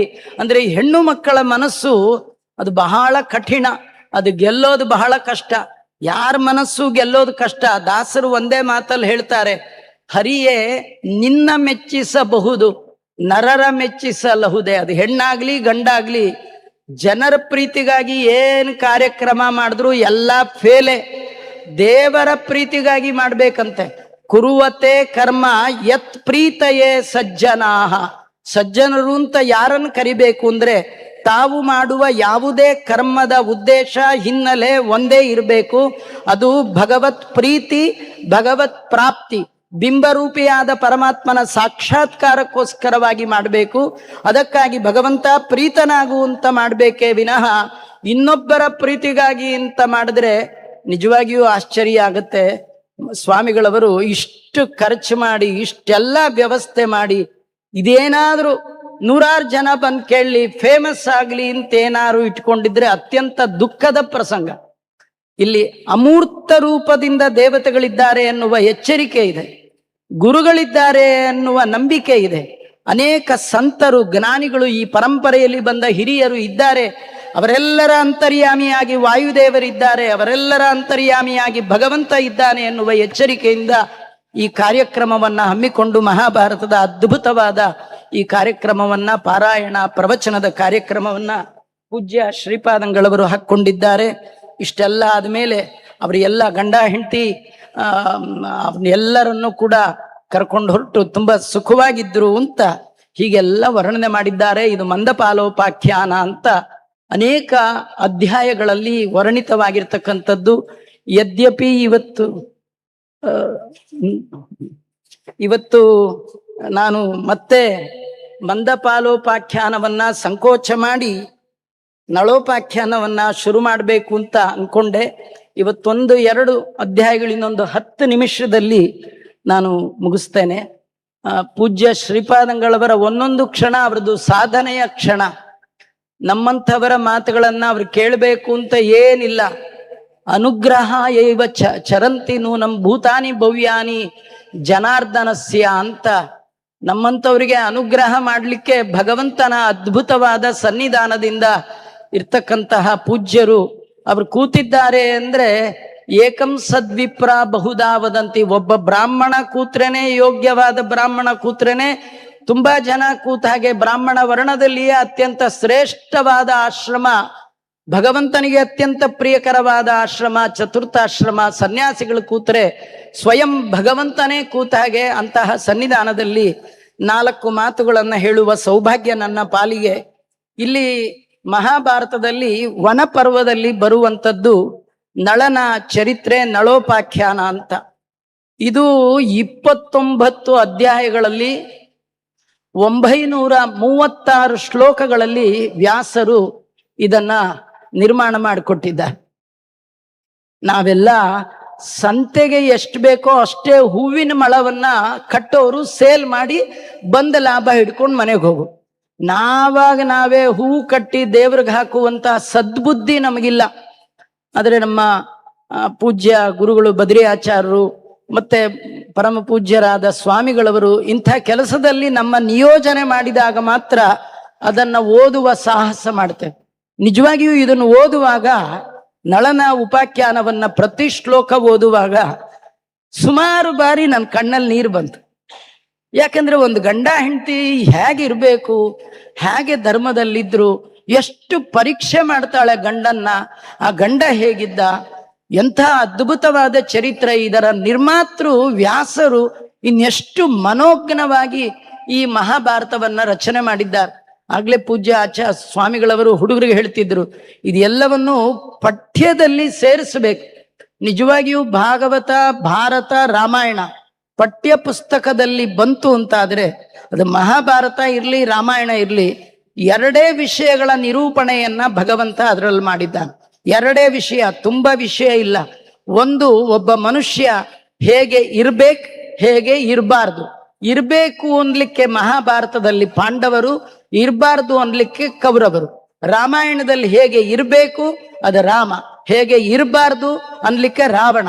ಇದು ಯಾವುದೇ ಒಂದು ಮತ, ಒಂದು ಜಾತಿಗೋಸ್ಕರ ಅಲ್ಲ, ಮಾನವರಿಗಾಗಿ, ಇಡೀ ಜಗತ್ತಿನ ಮನುಕುಲಕ್ಕಾಗಿ ಮಾಧವ ಭಗವಂತ ವ್ಯಾಸ ರೂಪದಿಂದ ಈ ಅದ್ಭುತ ಗ್ರಂಥಗಳನ್ನ ನಮಗ್ ಕೊಟ್ಟಿದ್ದಾನೆ. ನೀವು ಕೇಳ್ಬಹುದು, ರಾಮಾಯಣ ಅವನ್ ಕೊಟ್ಟಿಲ್ಲ ವಾಲ್ಮೀಕಿಗಳು ಅಂತ. ಹಾಗೇನಿಲ್ಲ, ಮೂಲ ರಾಮಾಯಣ ಕೊಟ್ಟದ್ದು ಭಗವಂತ.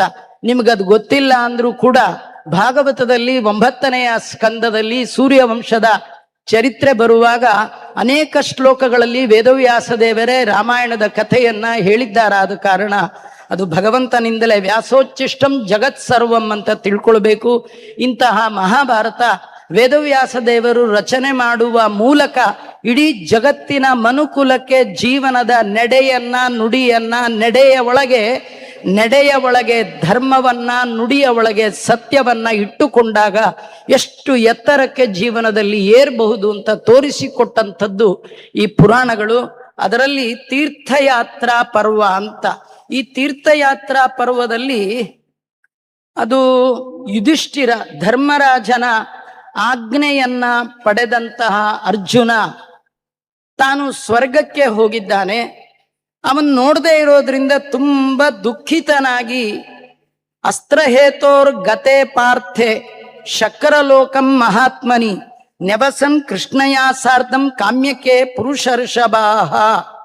ಕಾಮ್ಯಕವನದಲ್ಲಿ ಪಾಂಡವರೆಲ್ಲ ದ್ರೌಪದಿಯ ಜೊತೆಗೆ ವಾಸ ಮಾಡ್ತಿದ್ದಾರೆ. ಅವರಲ್ಲಿ ಅಸ್ತ್ರ ಸಂಪಾದನೆ ಮಾಡಬೇಕು ಅಂತ. ಸುಮ್ಮನೆ ನಾನು ಹೇಳೋದು, ಇದ್ಯಾರು ತಗೊಳ್ಬೇಡಿ. ಮೊಟ್ಟ ಮೊದಲ ಬಾರಿಗೆ ಅನ್ಸತ್ತೆ ಹೆಚ್ಚಿನ ವ್ಯಾಸಂಗಕ್ಕಾಗಿ ದೇಶ ಬಿಟ್ಟು ದೇಶ, ಅದು ಭೂಲೋಕವನ್ನೇ ಬಿಟ್ಟು ಸ್ವರ್ಗದ ಕಡೆ ಹೋದವ ನನಗನ್ಸತ್ತೆ ಮೊಟ್ಟ ಮೊದಲ ಬಾರಿಗೆ ಅರ್ಜುನ ಅನ್ಸತ್ತೆ. ಆದ್ರೆ ಆತ ದೇವತೆ, ಅವನು ಹೋಗಿದ್ದು ಯಾವುದೋ ಲೋಕಕ್ಕೆ ಹೋಗ್ಲಿಲ್ಲ, ಅವನ ಲೋಕಕ್ಕೆ ಅವನು ಹೋದ. ಆದ್ರೆ ನಾವು ನಮ್ಮದಲ್ಲದ ಲೋಕಕ್ಕೆ ಹೋಗ್ತೀವಿ. ಅದ್ಯಾಗೆ ಅಂದ್ರೆ, ದೇವರು ನಮ್ಗೆ ಈ ಭಾರತದಲ್ಲಿ ಹುಟ್ಟಿಸಿದ್ದಾನೆ ಅಂದ್ರೆ ಶಾಸ್ತ್ರ ವರ್ಣನೆ ಮಾಡುತ್ತೆ. ಯಾರಿಗಾದ್ರೂ ದೇವರು ಅನುಗ್ರಹ ಮಾಡಬೇಕು ಅಂತ ಅವನ ಮನಸ್ಸಿಗೆ ಬಂದ್ರೆ ಮೊದಲ ಒಂದು ಕೆಲಸ ದೇವರು ಏನ್ ಮಾಡ್ತಾನೆ ಅಂದ್ರೆ ಅವರನ್ನ ಭಾರತದಲ್ಲಿ ಹುಟ್ಟಿಸ್ತಾನಂತ. ಭಾರತದಲ್ಲಿ ಹುಟ್ಟಿದ್ದೀರಿ, ಆಚಾರ್ಯರನ್ನ ಗುರುಗಳನ್ನಾಗಿ ಪಡೆದಿದ್ದೀರಿ ಅಂದ್ರೆ ಅಹೋಭಾಗ್ಯಂ ಅಹೋಭಾಗ್ಯಂ ಮಧ್ವ ಮಾರ್ಗಾನುವರ್ತಿನ ಪ್ರಾಚೀನಾರ್ಚಿರಣ ಪುಣ್ಯೋ. ನಮ್ದು ಜನ್ಮಾಂತರದ ಪುಣ್ಯ ಇದ್ರೆ ಮಾತ್ರ ಈ ಭಾರತದಲ್ಲಿ, ಈ ನೆಲದಲ್ಲಿ, ಈ ಜಲದಲ್ಲಿ, ಈ ಮಾತೃಭೂಮಿಯಲ್ಲಿ ಹುಟ್ಟುವ ಭಾಗ್ಯ ನಮ್ಮ ಪಾಲಿಗೆ ಸಿಗತ್ತೆ, ಇಲ್ದಿದ್ರೆ ಸಿಗೋಲ್ಲ ಅಂತ ವರ್ಣನೆ ಮಾಡ್ತಾ ಇದ್ದಾರೆ. ಅಂತ ಉತ್ಕೃಷ್ಟವಾದದ್ದು. ಆದರೆ ಅದು ಸ್ವರ್ಗ ಅರ್ಜುನಂದೇ, ಇಂದ್ರಂದೇ. ಇಂದ್ರಾವತಾರಿ ಅರ್ಜುನ ತನ್ನ ಲೋಕಕ್ಕೆ ತಾನು ಹೋದ. ಇಷ್ಟೆಲ್ಲ ಆದ್ಮೇಲೆ ಅವರಿಗೆ ಬಹಳ ಬೇಸರ ಆಗ್ತಾ ಇದೆ. ಆಗ ಅನೇಕ ರೀತಿಯಿಂದ ದುಃಖವನ್ನ ತೋರಿಸುವ ಸಂದರ್ಭದಲ್ಲಿ ಭೀಮಸೇನ ದೇವರು ಹೇಳ್ತಾ ಇದ್ದಾರೆ, ನೀ ಯಾಕೆ ಯೋಚನೆ ಮಾಡ್ತೀಯ? ಇವತ್ತು ನೀ ಹೂ ಅನ್ನು, ಇವತ್ತೇ ಹೋಗ್ತೀನಿ. ಅಲ್ಲ, ನಾವ್ ಎಷ್ಟೋ ವರ್ಷ ಹೇಳಿದೀವಲ್ಲ ಅಂದ್ರೆ ಅವ ಹೇಳ್ತಾನೆ, ತಿಳಿದವರು ವೇದವಿದರು ಒಂದು ದಿನವನ್ನೇ ಒಂದು ಸಂವತ್ಸರ ಅಂತ ಕೂಡ ಕರೀತಾರೆ. ಆದ್ರಿಂದ ವೇದಗಳಲ್ಲಿ ಹೇಳಿದೆ, ಆಯ್ತು 14 ದಿನ ಕಳೆದ್ರೆ, 12 ದಿನ ಕಳೆದ್ರೆ ಸಾಕು. 12 ವರ್ಷ ವನವಾಸ, 1 ವರ್ಷ ಅಜ್ಞಾತವಾಸ, 13 ದಿನ ಕಳೆದ್ರೆ ಮುಗೀತು. ಈಗಲೇ ಹೋಗ್ಬೋದು, ನೀ ಯೋಚನೆ ಮಾಡಬೇಡ. ಎಲ್ಲ ಧಾರ್ತ ರಾಷ್ಟ್ರರನ್ನು ಕೂಡ ನನ್ನ ಬಾಹುಗಳ ಮಧ್ಯದಲ್ಲಿ ಸಿಲುಕಿಸಿ ನಾನು ಅವರೆಲ್ಲರನ್ನು ಸಂಹಾರ ಮಾಡ್ತೇನೆ. ನಾವು ಅರ್ಜುನ ಬರಕ್ ಮುಂಚೆನೆ ಹೋಗೋಣ, ಏನು ತೊಂದರೆ ಇಲ್ಲ ಅಂತ ಅನೇಕ ರೀತಿಯಿಂದ ಹೇಳ್ತಾ ಇದ್ದಾನೆ. ಆದ್ರೆ ಯಾವುದು ಕೂಡ ಧರ್ಮರಾಜನಿಗೆ ಹಿಡಿಸ್ತಾ ಇಲ್ಲ. ಅವನು ಬಹಳವಾಗಿ ಅಳ್ತಾ ಇದ್ದಾನೆ. ಏನ್ ಮಾಡ್ಬೇಕು ಅಂತ ವಿಚಾರ ಮಾಡ್ತಾ ಕಡೆಗೆ ಅವನಂತ ಇದ್ದಾನೆ, ನನ್ನಂತಹ ದುಃಖಿಗಳು ಮತ್ಯಾರಿದ್ದಾರೆ? ನನ್ನಂತಹ ದುಃಖಿಗಳು ಯಾರೂ ಇಲ್ಲ. ಅದು ದ್ಯೂತಕ್ಕೆ ಹೋಗಿ ನಾನು ಎಲ್ಲವನ್ನೂ ಕಳ್ಕೊಂಡ್ಬಿಟ್ಟೆ. ನಮ್ಮತ್ತೋ ದುಃಖಿ ತತರಪ್ಪುಮಾನ್ ಅಸ್ತಿಹ ಕಶ್ಚನ. ನನಗಿಂತ ದುಃಖಶಾಲಿಯಾದ ಮನುಷ್ಯ ಇನ್ನೊಬ್ಬ ಇಲ್ಲ. ಅತ್ಯಂತ ದುಃಖದಲ್ಲಿರುವವ ನಾನು ಅಂತ ಬಹಳ ದುಃಖದಿಂದ ಅವನು ಹೇಳ್ತಾ ಇದ್ದಾನೆ. ಆ ಸಂದರ್ಭದಲ್ಲಿ ಅವನು ಇರುವ ಕಡೆಗೆ ಬೃಹದಶ್ವರು ಅಂತ ಒಬ್ರು ಬರ್ತಾ ಇದ್ದಾರೆ. ಆ ಬೃಹದಶ್ವ ಅನ್ನುವ ಋಷಿಗಳ ಜೊತೆ ನಡೆಯುವ ಸಂವಾದ. ಬೃಹದಶ್ವರು ಯಾವ ಯುಧಿಷ್ಠಿರನ ಮುಂದೆ ಹೇಳ್ತಾ ಇದ್ದಾರೆ, ರಾಜ ನೀ ಏನಂದೆ? ನಾನ್ ಬಹಳ ದುಃಖಿ ಅಂತ ಹೇಳ್ತಾ ಇದ್ದೀಯಾ? ನಿನಗಿಂತೂ ತುಂಬಾ ದೊಡ್ಡ ದುಃಖಿಗಳು ಬೇಕಾದಷ್ಟಿದ್ದಾರೆ. ಅತ್ರತೆ ಕಥಯಿಷ್ಯಾಮಿ ಎದು ಶುಶ್ರೂಷಸೇಂದ್ರಪ. ನೀನ್ ಕೇಳಲಿಕ್ಕೆ ಸಿದ್ಧ ಇದೆಯಾ ಹೇಳು. ಯಾವಾಗ್ಲೂ ಬರುತ್ತೆ ಅಂತ ಹೇಳ್ಬಿಡ್ಬಾರ್ದ್ರಿ, ಕೇಳೋರ್ನ ಕೇಳ್ಬೇಕು. ನೀವು ಕೇಳಲಿಕ್ಕೆ ರೆಡಿ ಇದ್ದೀರಾ ಅಂತ. ಅದು ಬಿಟ್ಟು ನೀವು ಬೇಕಾದ್ ಹೇಳ್ಕೊಳ್ಳಿ, ನಾವು ಮಾತ್ರ ಏನೂ ಕೇಳಲ್ಲ ಅಂದವ್ರ ಮುಂದೆ ಏನು ಹೇಳಿ ಏನ್ ಪ್ರಯೋಜನ? ನೀನು ಕೇಳಲಿಕ್ಕೆ ಸಿದ್ಧ ಇದ್ರೆ ಹೇಳು. ನಿನಗಿಂತೂ ತತ್ತೋ ದುಃಖಿತರೋ ರಾಜ ಆಸೀತ್ ಪೃಥಿವೀಪತೆ. ನಿನಗಿಂತಲೂ ಒಬ್ಬ ರಾಜ ಇದ್ದ, ಅವನು ಬಹಳ ದುಃಖವನ್ನ ಪಡೆದ. ಆ ದುಃಖ ಇದ್ದ ಆ ಪೃಥಿವೀಪತೆಯ ಕಥೆಯನ್ನ ನಾನು ಹೇಳ್ತೇನೆ, ಕೇಳ್ತೀಯ ಅಂದ್ರು. ರಾಜ ಅಂದ, ನೋಡಿ ಇದ್ರಲ್ಲಿ ಕಥೆ ಏನಂದ್ರೆ, ನಮ್ಗೇನೋ ದುಃಖ ಇರುತ್ತೆ, ನಮ್ಮ ಮುಂದೆ ಇನ್ಯಾರಾದ್ರೂ ಬಂದು ಇನ್ನೂ ದೊಡ್ಡ ದುಃಖದ ಸಂಗತಿ ಹೇಳಿದಾಗ ನಮ್ ದುಃಖ ಕಡಿಮೆ ಅನ್ಸತ್ತೆ. ಯಾವಾಗ್ಲೂ ದುಃಖವನ್ನ ಕಡಿಮೆ ಮಾಡ್ಕೊಳ್ಳಿಕ್ಕೆ ಇದು ಒಂದು ವಿಧಾನ. ಯಾವಾಗ್ಲೂ ನಮ್ದೇ ದೊಡ್ಡ ದುಃಖ ಅಂತ ಅನ್ಬಾರ್ದು. ನಮಗಿಂತೂ ದುಃಖದಲ್ಲಿರುವವರ ದುಃಖವನ್ನ ನೋಡಿ ದೇವರೇ ಸದ್ಯ ನಮ್ಮನ್ನು ಇಷ್ಟೊಳಗಾದ್ರೂ ಇಟ್ಟಿದೆಯಲ್ಲ ಅಂತ ಸಂತೋಷ ಪಡ್ಬೇಕೇ ವಿನಃ ನಮ್ಮ ಹಣೆ ಬರ, ನಮ್ಮ ಪ್ರಾರಬ್ಧ ಕರ್ಮ ಅಂತ ನಮ್ಮನ್ನ ನಾವೇ ಸದಾ ನಿಂದನೆ ಮಾಡ್ಕೊಳ್ತಕ್ಕಂಥದ್ದು ಉತ್ತಮ ಅಲ್ಲ. ಯಾವಾಗ್ಲೂ ಒಬ್ರು ಅವರು ಬೀಗ್ರು ಸೇರಿದ್ರಂತೆ. ಅದು ಹೆಣ್ಣಿನ ತಾಯಿ ಗಂಡಿನ ತಾಯಿ. ಅದಕ್ಕೆ ಹೆಣ್ಣಿನ ತಾಯಿ ಗಂಡಿನ ತಾಯಿಗೆ ಹೇಳಿದ್ಲಂತೆ, ಅದೇನ್ ಮಗಳಂತ ಕೊಟ್ಬಿಟ್ರೋ ನಿಮ್ ಮಗಳು ನಮ್ಮ ಮನೆಗೆ ಬಂದದ್ದು. ನಾವ್ ಎಷ್ಟು ದೊಡ್ಡ ಮಡಿವಂತರು, ಆಚಾರವಂತರು, ಎಷ್ಟೆಲ್ಲ ಮಾಡ್ತಾ ಇದ್ವಿ. ನಿಮ್ ಮಗಳು ನಮ್ಮ ಮನೆಗೆ ಸೊಸೆಯಾಗಿ ಬಂದ ಮೇಲೆ ನಮ್ದೆಲ್ಲ ಆಚಾರ ಹಾಳಾಗಿ ಹೋಯ್ತು ಅಂದ್ಲು. ಅವಳಿಗ ಆಶ್ಚರ್ಯ. ಪುರಾಣ ಕೇಳಕ್ ಬಂದಿದ್ಲು, ಕೇಳಿದ್ಲು ಏನ್ ಮಾಡ್ತಾಳ ನಮ್ಮ ಮಗಳು ಅಂತ. ಅದಕ್ಕೆ ಅವರಂದ್ರು, ಏನ್ ನಿಮ್ ಮಗಳ್ರಿ, ತಟ್ಟೆಲಿ ಅನ್ನ ಹಾಕೊಂಡು ಓಡಾಡ್ಕೊಂಡು ತಿಂತಾಳೆ, ಇದು ಒಂದ್ ಸಂಪ್ರದಾಯವ, ಇದು ಒಂದ್ ಶಾಸ್ತ್ರವ, ನಾವ್ ಎಷ್ಟು ಮಡಿ ಮಾಡ್ತಿದ್ದವ್ರು ಅಂತ ಅಂದ್ಲು. ಅದಕ್ಕೆ ಆ ಬೀಗಿತ್ತಿ ಅಂದ್ಲು, ಅಯ್ಯೋ ನನ್ನ ಮಗಳು ಕೋಟಿ ಪಾಲು ಉತ್ತಮ, ತಟ್ಟೆಲಿ ಹಾಕೊಂಡು ತಿರ್ಕೊಂಡು ತಿಂತಾಳೆ. ನಮ್ಮನೆಗ್ ಬಂದಿರೋ ಸೊಸೆ ತಪ್ಪಲೆಲೆ ತಿಂತಾಳಲ್ಲ, ನಾನೇನ್ ಮಾಡ್ಲಿ ಹೇಳಿ ಅಂತ. ಈಗ ತಟ್ಟೆಲ್ ತಿಂತಿದ್ಲು, ಅವಳಿಗೊಂದ್ ಸ್ವಲ್ಪ ಖುಷಿ ಆಯ್ತು, ಅಂತೂ ನನಗಿಂತೂ ಇನ್ನೊಬ್ರು ತುಂಬಾ ದುಃಖದಲ್ಲಿದ್ದಾರೆ ಅಂತ. ಯಾವಾಗ್ಲೂ ನಮ್ ದುಃಖ, ನಮ್ಮನೆ ಹುಡುಗ ಫೇಲ್ ಆದ್ರೆ ನಮಗೆ ಅಲ್ಲ, ಪಕ್ಕದ ಮನೆ ಹುಡುಗ ಫೇಲ್ ಅಯ್ಯೋ ಅವ್ರ ಮನೆ ಹುಡುಗನು ಫೇಲ್ ಆದ್ನಂತೆ ಅಂತ ಇವ್ರಿಗೇನೋ ಒಂದು ಖುಷಿ. ಇವರಿಗೆ ಯಾಕೆ ಖುಷಿ ಅಂದ್ರೆ ಪಾಸ್ ಆದ ಅಲ್ಲ, ಪಕ್ಕದ ಮನೆ ಹುಡುಗ ಫೇಲ್ ಆದ, ಅದ್ರೊಳಗೆ ಏನೋ ಒಂದು ಖುಷಿ, ಹೀಗೆ ಖುಷಿ ಇರುತ್ತೆ. ಆದ್ರೆ ಇಲ್ಲಿ ಹಾಗಲ್ಲ. ದುಃಖದ ಉಪಶಮನವನ್ನ ಯಾವೆಲ್ಲ ರೀತಿಯಲ್ಲಿ ಮಾಡಬೇಕು. ನಮಗಿಂತ ಹೆಚ್ಚಿನ ದುಃಖಿಗಳು ಎಷ್ಟು ದೊಡ್ಡವರು ಎಂತೆಂಥ ದುಃಖದಲ್ಲಿದ್ರು, ಅವ್ರ ದುಃಖವೇ ಹೀಗಿರುವಾಗ ನಮ್ದೇನ್ ದೊಡ್ಡದು. ಅದೆಲ್ಲ ಹಳೆ ಕತೆ ಬಿಡಿ. ನಮಗೆ ಕಷ್ಟ ಬಂದಾಗ ನಾವು ವಿಚಾರ ಮಾಡಬೇಕು. ವಾಯುದೇವರಂತಹ ಭೀಮಸೇನ ದೇವರು, ಇಂದ್ರ ದೇವರು, ಅಶ್ವಿನಿ ದೇವತೆಗಳು ಮತ್ತೆ ಯಮ, ಇವರು ಎಲ್ಲ ಇದ್ರೂ ಕೂಡ ದ್ರೌಪದಿಗೆ ವಸ್ತ್ರಾಪಹರಣದ ಪ್ರೋಗ್ರಾಮ್ ಕ್ಯಾನ್ಸಲ್ ಆಗ್ಲಿಲ್ಲ. ಎಂಥ ದುಃಖರಿ ಸ್ತ್ರೀಗೆ. ಸಂಭಾವಿತಸ್ಯ ಚಾಕೀರ್ತಿ ಮರಣಾದ್ ಅತಿರಿಚ್ಯತೆ. ಸಂಭಾವಿತರಾದವರಿಗೆ ಸಭೆಯಲ್ಲಿ ಆದ ಅವಮಾನ ಮರಣಕ್ಕಿಂತಲೂ ದೊಡ್ಡ ನೋವು ಅಂತ ಹೇಳುವಾಗ, ಅಂಥದ್ರಲ್ಲಿ ಎಂತೆಂಥ ಅವಮಾನಗಳನ್ನ ಭಗವಂತ ತನ್ನ ಭಕ್ತರಿಗೆ ತೋರಿಸಿದ್ದಾನೆ. ಕೃಷ್ಣ ಪರಮಾತ್ಮ ವಸ್ತ್ರವನ್ನ ಹೆಣ್ಣು ಮಕ್ಕಳದ ಅಪಹಾರ ಮಾಡುವಾಗ ಸಿಂಗಲ್ ಕೃಷ್ಣ ಬರ್ಲಿಲ್ಲ, ಫ್ರೆಂಡ್ಸ್ ಜೊತೆ ಬಂದಿದ್ದ. ಇವನೊಬ್ನೇ ನಗಲಿಲ್ಲ, ಊರಲ್ಲಿದ್ದವ್ರ ಕೈಲೆಲ್ಲ ನಗಸ್ದ, ಇಡೀ ಜೀವನ ನಗೆ ಪಾಟ್ಲು ಮಾಡ್ದ. ಆದ್ರೂ ಕೂಡ ಹೆಣ್ಣು ಮಕ್ಕಳ ಭಕ್ತಿ ಚೂರು ವಿಚಲಿತ ಆಗ್ಲಿಲ್ಲ. ಅಂದಾಗ ಮಾತ್ರ ಭಗವಂತ ಅವ್ರಿಗೆ ಅನುಗ್ರಹ ಮಾಡ್ದ ಅನ್ನ ಕಥೆಯನ್ನ ಭಾಗವತ ನಮಗೆ ತೋರಿಸ್ಕೊಡ್ತಾ ಇದೆ. ಇನ್ನೊಬ್ಬರ ದುಃಖವನ್ನ ನೋಡಿ ನಮ್ದೇ ದೊಡ್ಡ ದುಃಖ ಅಂತ ಅನ್ಕೊಳ್ಬಾರ್ದು. ಅಂತಹ ಒಂದು ಕಥೆಯನ್ನ ನಿನಗೆ ಹೇಳ್ತೇನೆ ಅಂತ ಹೇಳ್ತಾ, ನಿಷದೇಶು ಮಹೀಪಾಲೋ ವೀರಸೇನ ಇತಿ ಸ್ಮಃ ತಸ್ಯ ಪುತ್ರೋ ಭವನ್ನಾಂನ ನಳೋ ಧರ್ಮಾಶ್ರಿತ ದರ್ಶಿತವಾನ್. ನಿಷದ ಅಂತ ಒಂದು ದೇಶ, ಅಲ್ಲಿ ವೀರಸೇನ ಅಂತ ಒಬ್ಬ ರಾಜ, ಅವನ ಮಗ ನಳ. ಅವನು ಎಲ್ಲವನ್ನು ಚೆನ್ನಾಗಿ ತಿಳಿದವ.